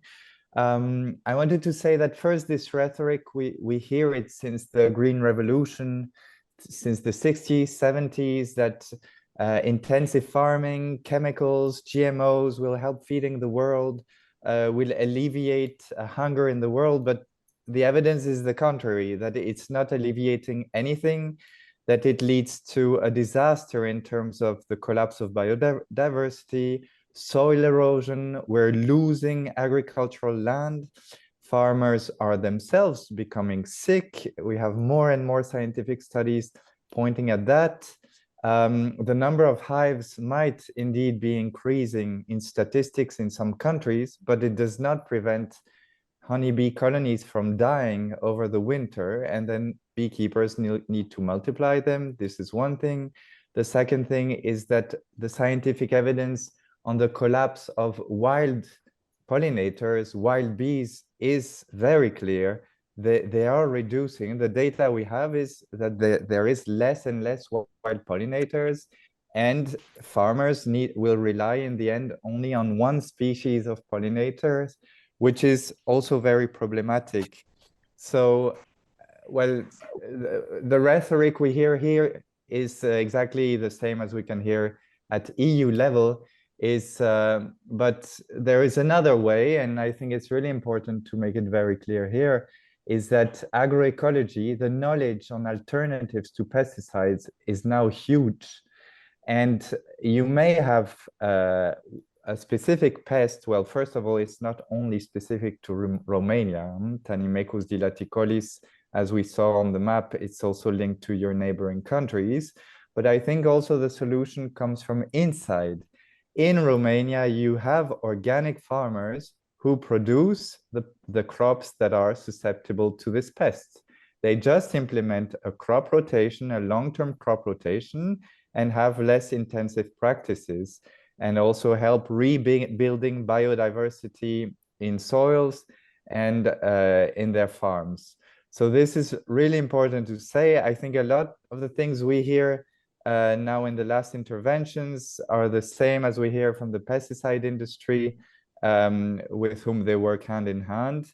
And it needs to be said that this is completely opposed to what scientists say we need for a sustainable food system and to ensure a future for our farmers themselves. Thank you. Okay. Thank you, Martin. Am să dau cuvântul doamnei Roxana Zaharia, care ne așteaptă acolo în Zoom. I will provide the microphone with Mrs. Roxana Zaharia, who's having the microphone. Hi, do you hear us? Yes, we hear you. Please. Dear participants, first and foremost, I want to thank you for the fact that you have provided the microphone to us. I'm the manager of the Institute for Plant Protection in Bucharest, and what I wanted to say that our institute has coordinated research on this topic of the neonicotinoid impact in 3 projects financed by the Ministry of Agriculture, and together with me we have the Dr. Carmen Micea, the chief of the Laboratory of Eco-Resources and Toxicity, and I'd like to pass the microphone to her just to mention a few, in brief, a few aspects with regards to the discussions that have been taken place and the different points of views, but common up to a point, because our interest for us all is the same. Hi all, and I want to thank you for providing me with this occasion. Of course, I would have a lot to say, but I will try to be as brief and to the point. First and foremost, for many, many years, I wish we didn't approach this from combating sides, okay? We are not fighting one another. Both the farmers, both the farming, agriculture and research is working together for the farmers. We are not submitted to any political party interest. We support the work that we have with a lot of endeavor.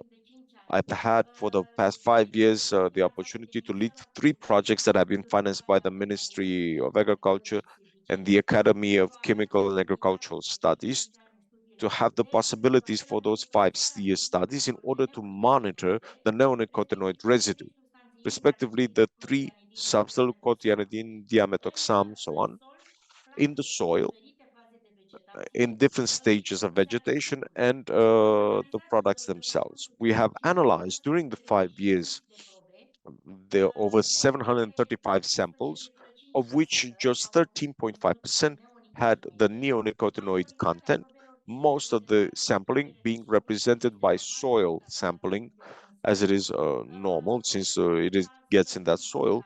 This percentage lowering in the plants, and in the honey and the farming products, we only found it in 1 sample in 2023 in the honey that is coming from rapeseed. The quantifiable limit is the one that is in all the EU norms or lower, but far lower than the maximum limits from honey products. I'm going to ask you to please conclude your intervention, because we have 2 comments here, and I'm sorry you're interrupting me. One point I want to say, the farming research is not non-existent. Our results are being published in the relevant magazines, if I'm not allowed. just keep account of our studies, the ones that we have published, and you can verify, and we can make them available to you at any moment. And all of our studies, the residue has been determined in the certified labs, OSIM25 from France, Germany, and Primoris in Bulgaria, and also Belgium. Thank you. Thank you. Also, we have here two comments, please. Mr. Dobrescu and Madam Minichoiu, starting with you, please. Thank you. First and foremost, I want to small comment to what we just heard from the Europarliamentarian Buda, because I notice he's reiterating the same myths that I've heard at the beginning of this presentation, and I'm referring to the fact you should enter far below the European pesticide number, and gave us as an example Netherlands. I want to make a mentioning. The most used pesticide is the sodium bicarbonate, okay, which the toxicity for bees is incredibly low. It's being used by the kilo, okay, per hectare.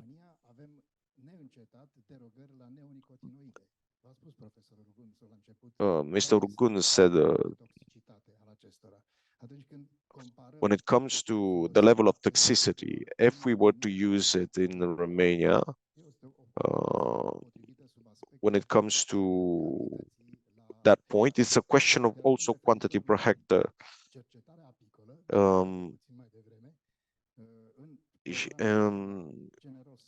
When it comes to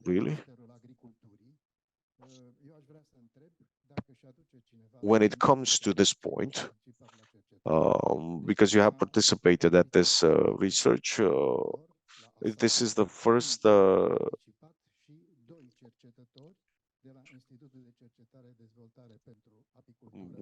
when it comes to the research side in Cluj,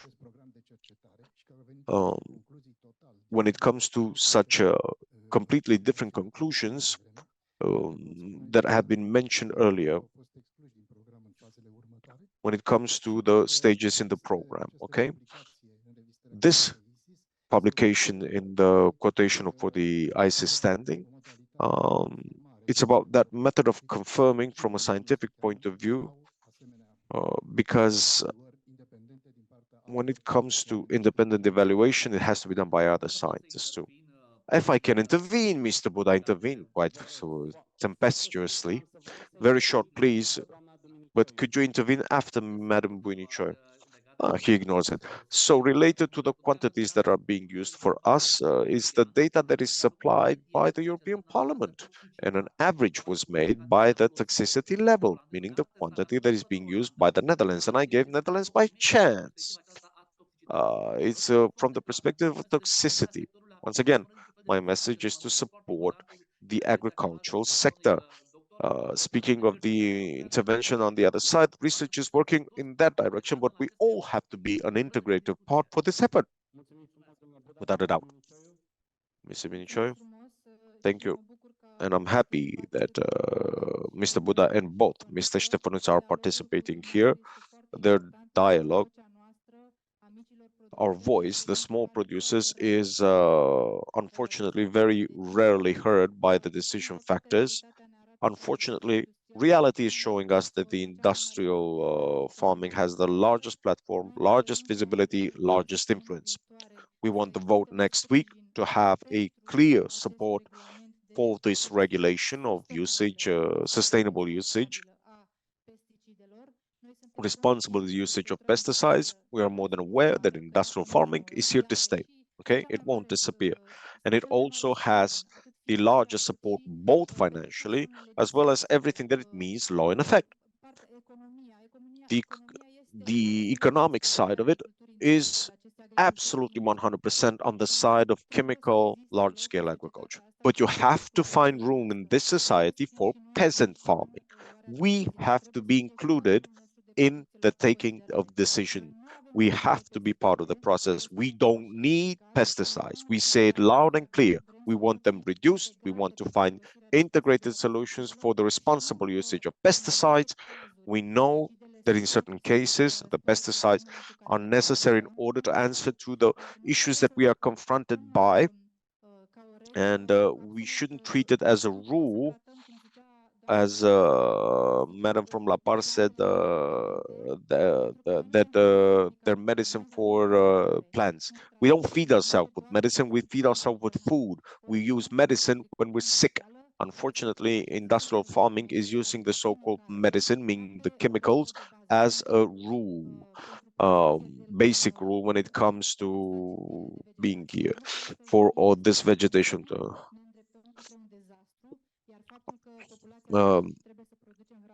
When it comes to this point, we have to produce responsibly, because if the population is growing, we have to use the available resources, and those are limited, so that the next generation can survive. The excessive use of chemicals, as we use them right now, will drastically reduce any chance of survival for future generations. Thank you. Thank you also. I'm going to give the microphone here to Mr. Georgescu, who's been waiting for a long time. Well, thank you for the question.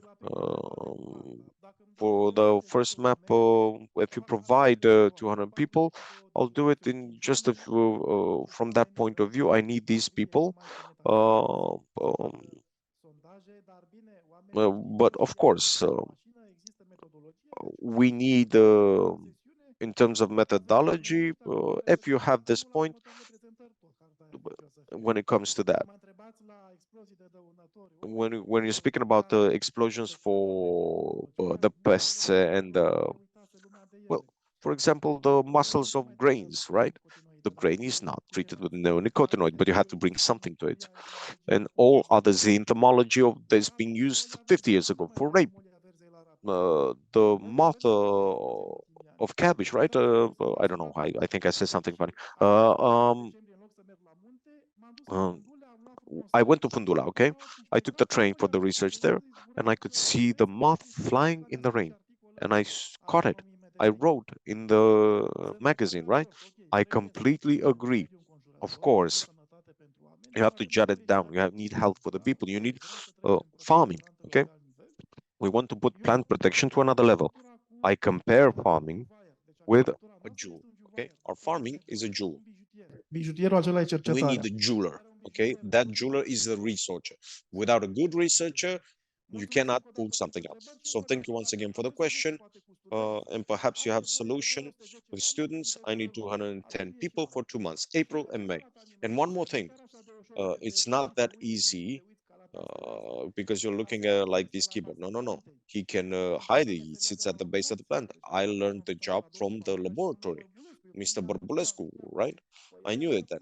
Well, if it's wind, he will find this bug because it sits in the cracks. You can't see it by the naked eye. If you fly with a drone, let's say you don't have people, you put the drone won't detect it. The drone won't detect it. That's the reality. So, and one more thing, look, I've been at the entomological corn, Stolberg, right? Stolberg is a cicada type of point. We have the Ruralis, right? I've seen it too. Plenty of challenges, 3 hours of talking, but there's no time. Thank you very much. From online, we have a couple of questions for Mrs. Martini, representing the World Wide Nature Fund. They'll be reading to you. How interested is the civil society in acting on the decline of pollinizing factors? And if there are any other organizations supporting the same cause that you are supporting, what are the studies saying so far about diseases? As regards the interest of citizens, of people, on pesticides and pollinizing factors, I can tell you that yes, there has been a level of interest manifested. We have had an awareness campaign organized in 2023 on this topic, and we had almost 15,000. We have managed to collect almost 15,000 signatures for a petition on pollinators. And so there is a high level of interest, and the European statistics have also been shown in relationship to Romania, and the answer is that yes, there is such an interest, and if there is not enough, this dialogue, it doesn't come into place between the civil society and the authorities, people will lose trust in the system. This is an undesirable result, and this is the point of this conference, to actually start such a dialogue with the line ministries, because we all need to sit around the same table and to understand which are our points of view and which is the joint solution that we can adopt. There was one more question.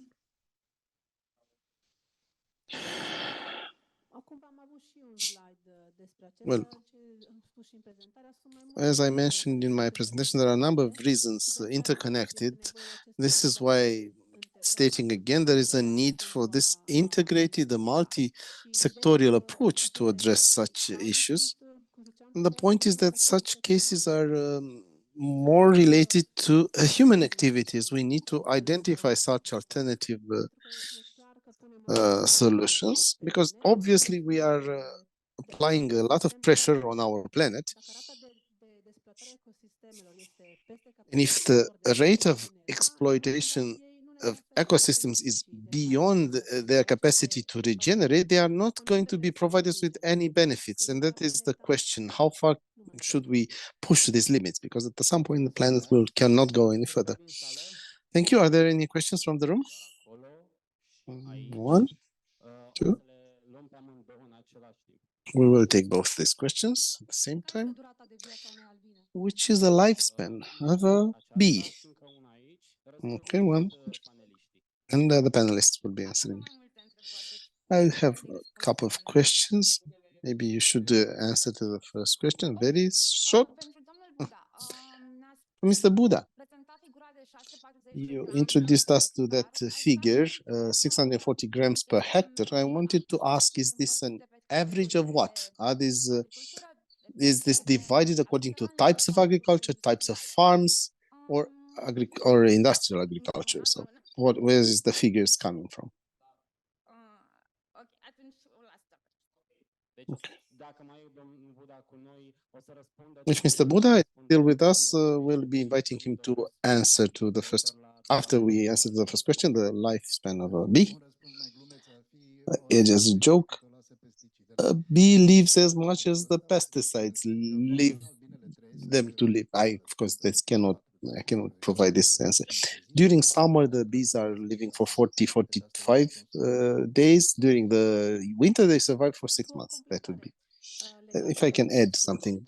And regarding the interest manifested by citizens, with the WWF fund, we have started a cooperation with the Student Association, and lately we also managed to discuss with the highest level association of students, for example, associations students at UNICEF, and they have really shown concern to this matter, and they would like to have this voice, exactly as mentioned earlier, so that future generations should benefit from the same opportunities that we enjoy today. So the interest is there, and these voices have to be heard from the society.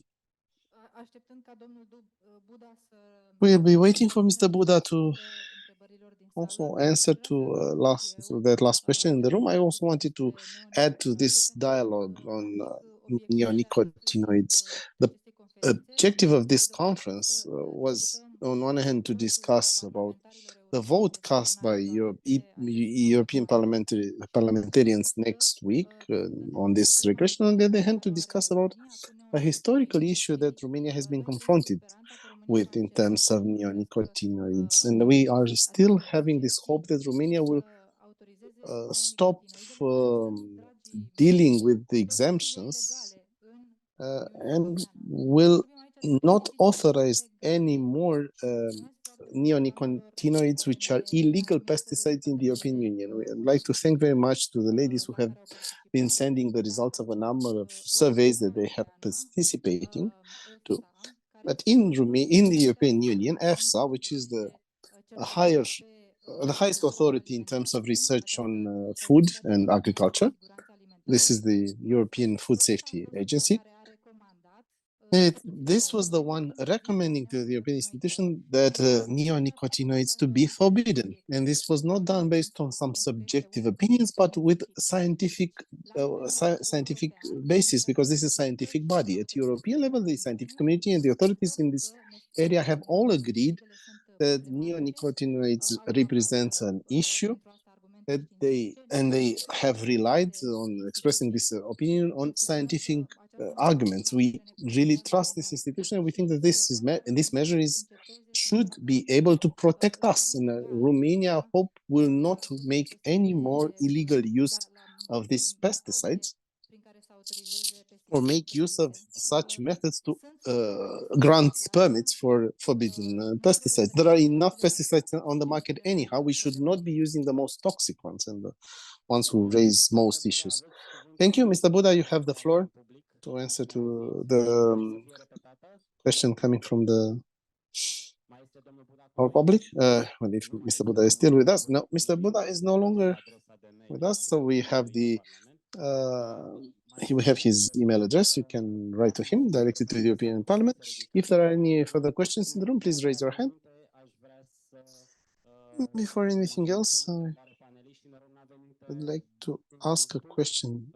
One more question from the panelists. Mrs. Gabriela Jordan is asking us how can we organize a genuine regenerative type of agriculture? We can organize a short tour de table. A farmer's agriculture represents a model that speaks for itself. It's an example of regenerative agriculture. This farmers-based agriculture has been practiced since the very beginning of agriculture, while the chemical-based or the industrial agriculture is a new experiment belonging to the 20th century.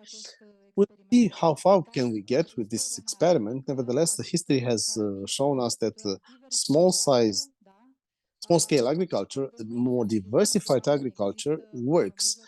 When millions of people have production means land, first of all, access to water, access to seeds, the possibility to produce their own seeds, methods which are as close as possible to nature to fight the issues that we have been confronted. If all these happen, these represent an example of how farmers' agriculture should work. You'll find it in all rural communities in Romania. Fortunately, farmers' agriculture is highly present here. 46% of the Romania's population is living in the rural area. We have millions of farmers who have enough know-how, who are really who represent a heritage, if you want, for this country in terms of food production and sustainable management of natural resources. The farmers have the capacity to provide oxygen. We have the capacity to feed our country and the countries surrounding us. This is, of course, not happening only in Romania, but also in all the surrounding countries. We are all very open to the curiosities of the consumers. We want to explain what does it mean and which is our role in the society. Our purpose in the society is not to operate as a market to ingest chemicals from chemical producers, but our role is far more complex and we have to be responsible. Would anyone like to add to that? Because then we have to move on to the conclusions. Please, short intervention, because we have one more question from I wanted to ask you, well, as we are living in a modern society, but how many of you are actually cultivating your land? 3 people. 3 persons. Okay, only 3. We don't want big farmers and we want regenerative agriculture. You should start working your piece of land. We have to understand, we have to reflect on what we want. If we are a modern society, I think there is enough room under the sun for all of us. But I think we should have a broader discussion on this. We should ask ourselves, which is the direction of our society? Where are we headed? That's a very proper approach, as our colleague has explained, our colleague researcher has explained. Maybe we should take into discussion even more general topics if the current agricultural pattern used in Romania is a sustainable one, if if we should be producing X times the number of grains that we consume in the country, so that we can export them to the Middle East with huge environmental costs, maybe instead we should focus on a model that is far more beneficial to all of us, far more environmentally friendly. Very short question. So I have a question. How can you explain that in 2007, the year when Romania joined the European Union, we had approximately 700,000 family bees, and now we have more than 2 million families of bees? Brief answer, please. Allow me, Mr. Gurghiță. I think this is one of the most cynical myths that you have been hearing. No one contradicts these figures. Do you know how difficult it is to multiply families of bees? You know that during the winter, 30% of the bee colonies are lost. And this is what happens because of the general conditions of life of bees in Romania, among which pesticides have a very important role. The fact that the number of bee families has been increasing should never be invoked as a reason to promote, in order to promote pesticides, because this growth in terms of the number of bee families is actually based on the huge efforts of beekeepers. If in any farm, cow farm, a cattle farm, if you had one cow out of 3 dying during winter, I think that would be deemed as a disaster.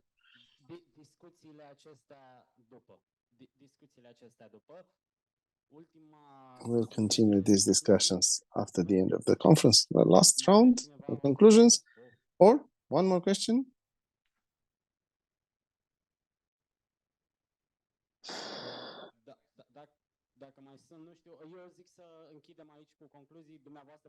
Okay, I think we should conclude here, or maybe there is one more question. The last. Sorry, I didn't get that. We have the last round. A conclusion, 2-3 sentences at most from each of you.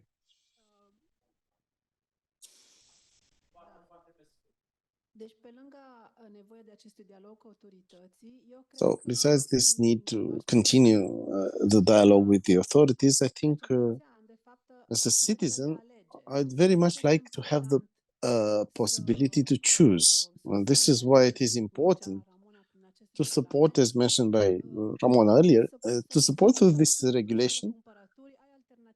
We should know when you go shopping, you have an alternative. You should not spend hours to check each and every label to see if there is a pesticide or if it's damaging my health or not. This is the responsibility and that we have as citizens, and we should have the institutions in place which should allow us to choose. I would say that despite my categorical views maybe expressed in the last part of this conference, I think we should all remember that there is a need for a dialogue between all the stakeholders in agriculture, and the beekeepers should not be left aside from this exercise. We should remember that in terms of the rounds of consultation organized with the 3 organizations that have been building this conference, during the consultation round for BNS, there have been quite a lot of proposals made, and they have never been. Then these proposals never led to any practical result. But I could also like to add that from the point of research, we need more research, applied research, but not focused on justifying the use of pesticides, but actually we should be focusing on how to mitigate their use. And I think that was the very point of the presentation delivered by Mr. Georgescu. In order to reach this objective, we should better understand what happens out there on the land. There is a very complex relationship between the damaging insect, the one who's eating the plant itself, we should be using all the state-of-the-art conquests of technology. I participated in the Green Deal conference in France and the Euroscon Institute in Germany and the Wageningen University in the Netherlands. So these are the ones who are winning the lion's share from European projects. They stated that we need more people, we need more funds in order to understand what is happening there. If they stated this and they have more money than we do, one more thing, European Union is very different in terms of its specific nature. And Romania has very different areas, and this should be documented. When we talk about plant protection, we should be discussing each and every area and should understand what happens there. We need people for that. Because we were talking about the mapping exercise. Again, 15 counties, 20 per person per county, that would be enough for me. Thank you very much. Mara, did you want to add anything? I'm Mara from WWF. As regards increasing the number of bee families, I'm a part of the National Working Group for Agriculture Strategy in Agriculture. I have been monitoring closely what happens there, the subsidies. But I've seen, even in the presentations delivered by the Ministry of Agriculture and Rural Development, that in the national program for beekeepers, which concluded, now we have a new cycle. A measure which was heavily that received a lot of applications was the one repopulating bee families. That was a direct effect. And I think you should always take this into consideration when you present this as a positive development. Yes, there is a positive development, but not because we don't face a problem with the pesticides, but because the repopulation of bee hives in Romania is massively funded. Thank you very much. We'll have an open dialogue, hopefully, between all stakeholders. Thank you for joining our conference, and please let everyone know, follow the activity of our European EPs. Short sentence from the EP. Please, Mr. Stefanovic, have the floor.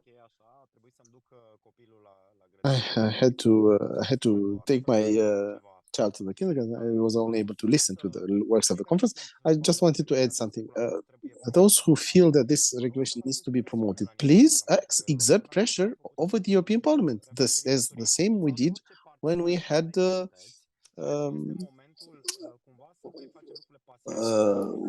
same type of approach for nature, refurbishment of nature sites. We should not have a passive aggressive approach. I agree with you that there's not only one way of doing agriculture in this country. It's a legitimate fight, the one for defending small agriculture. I don't is expressed by the Ministry of Agriculture, which are far too unidirectional. I think some of the positions expressed by us at national level represent 2-3 big farmers. Let's coexist. It's very nice that we have organizations such as ROMAPIS, Ruralis, and the added value of Romania doesn't present those who you think deserves encouragement. Thank you, Mr. Stefanovic. We could not have any better conclusion than to have a member of the European Parliament, a decision maker, telling us, come to us. And I'm also prompting you into directing your efforts towards the decision makers and all stakeholders in this area, so that we can find common points in order to make sure that we have a sustainable agriculture and destructure myths in our society regarding sustainable agriculture. I'd like to invite you to a coffee break and networking. Thank you.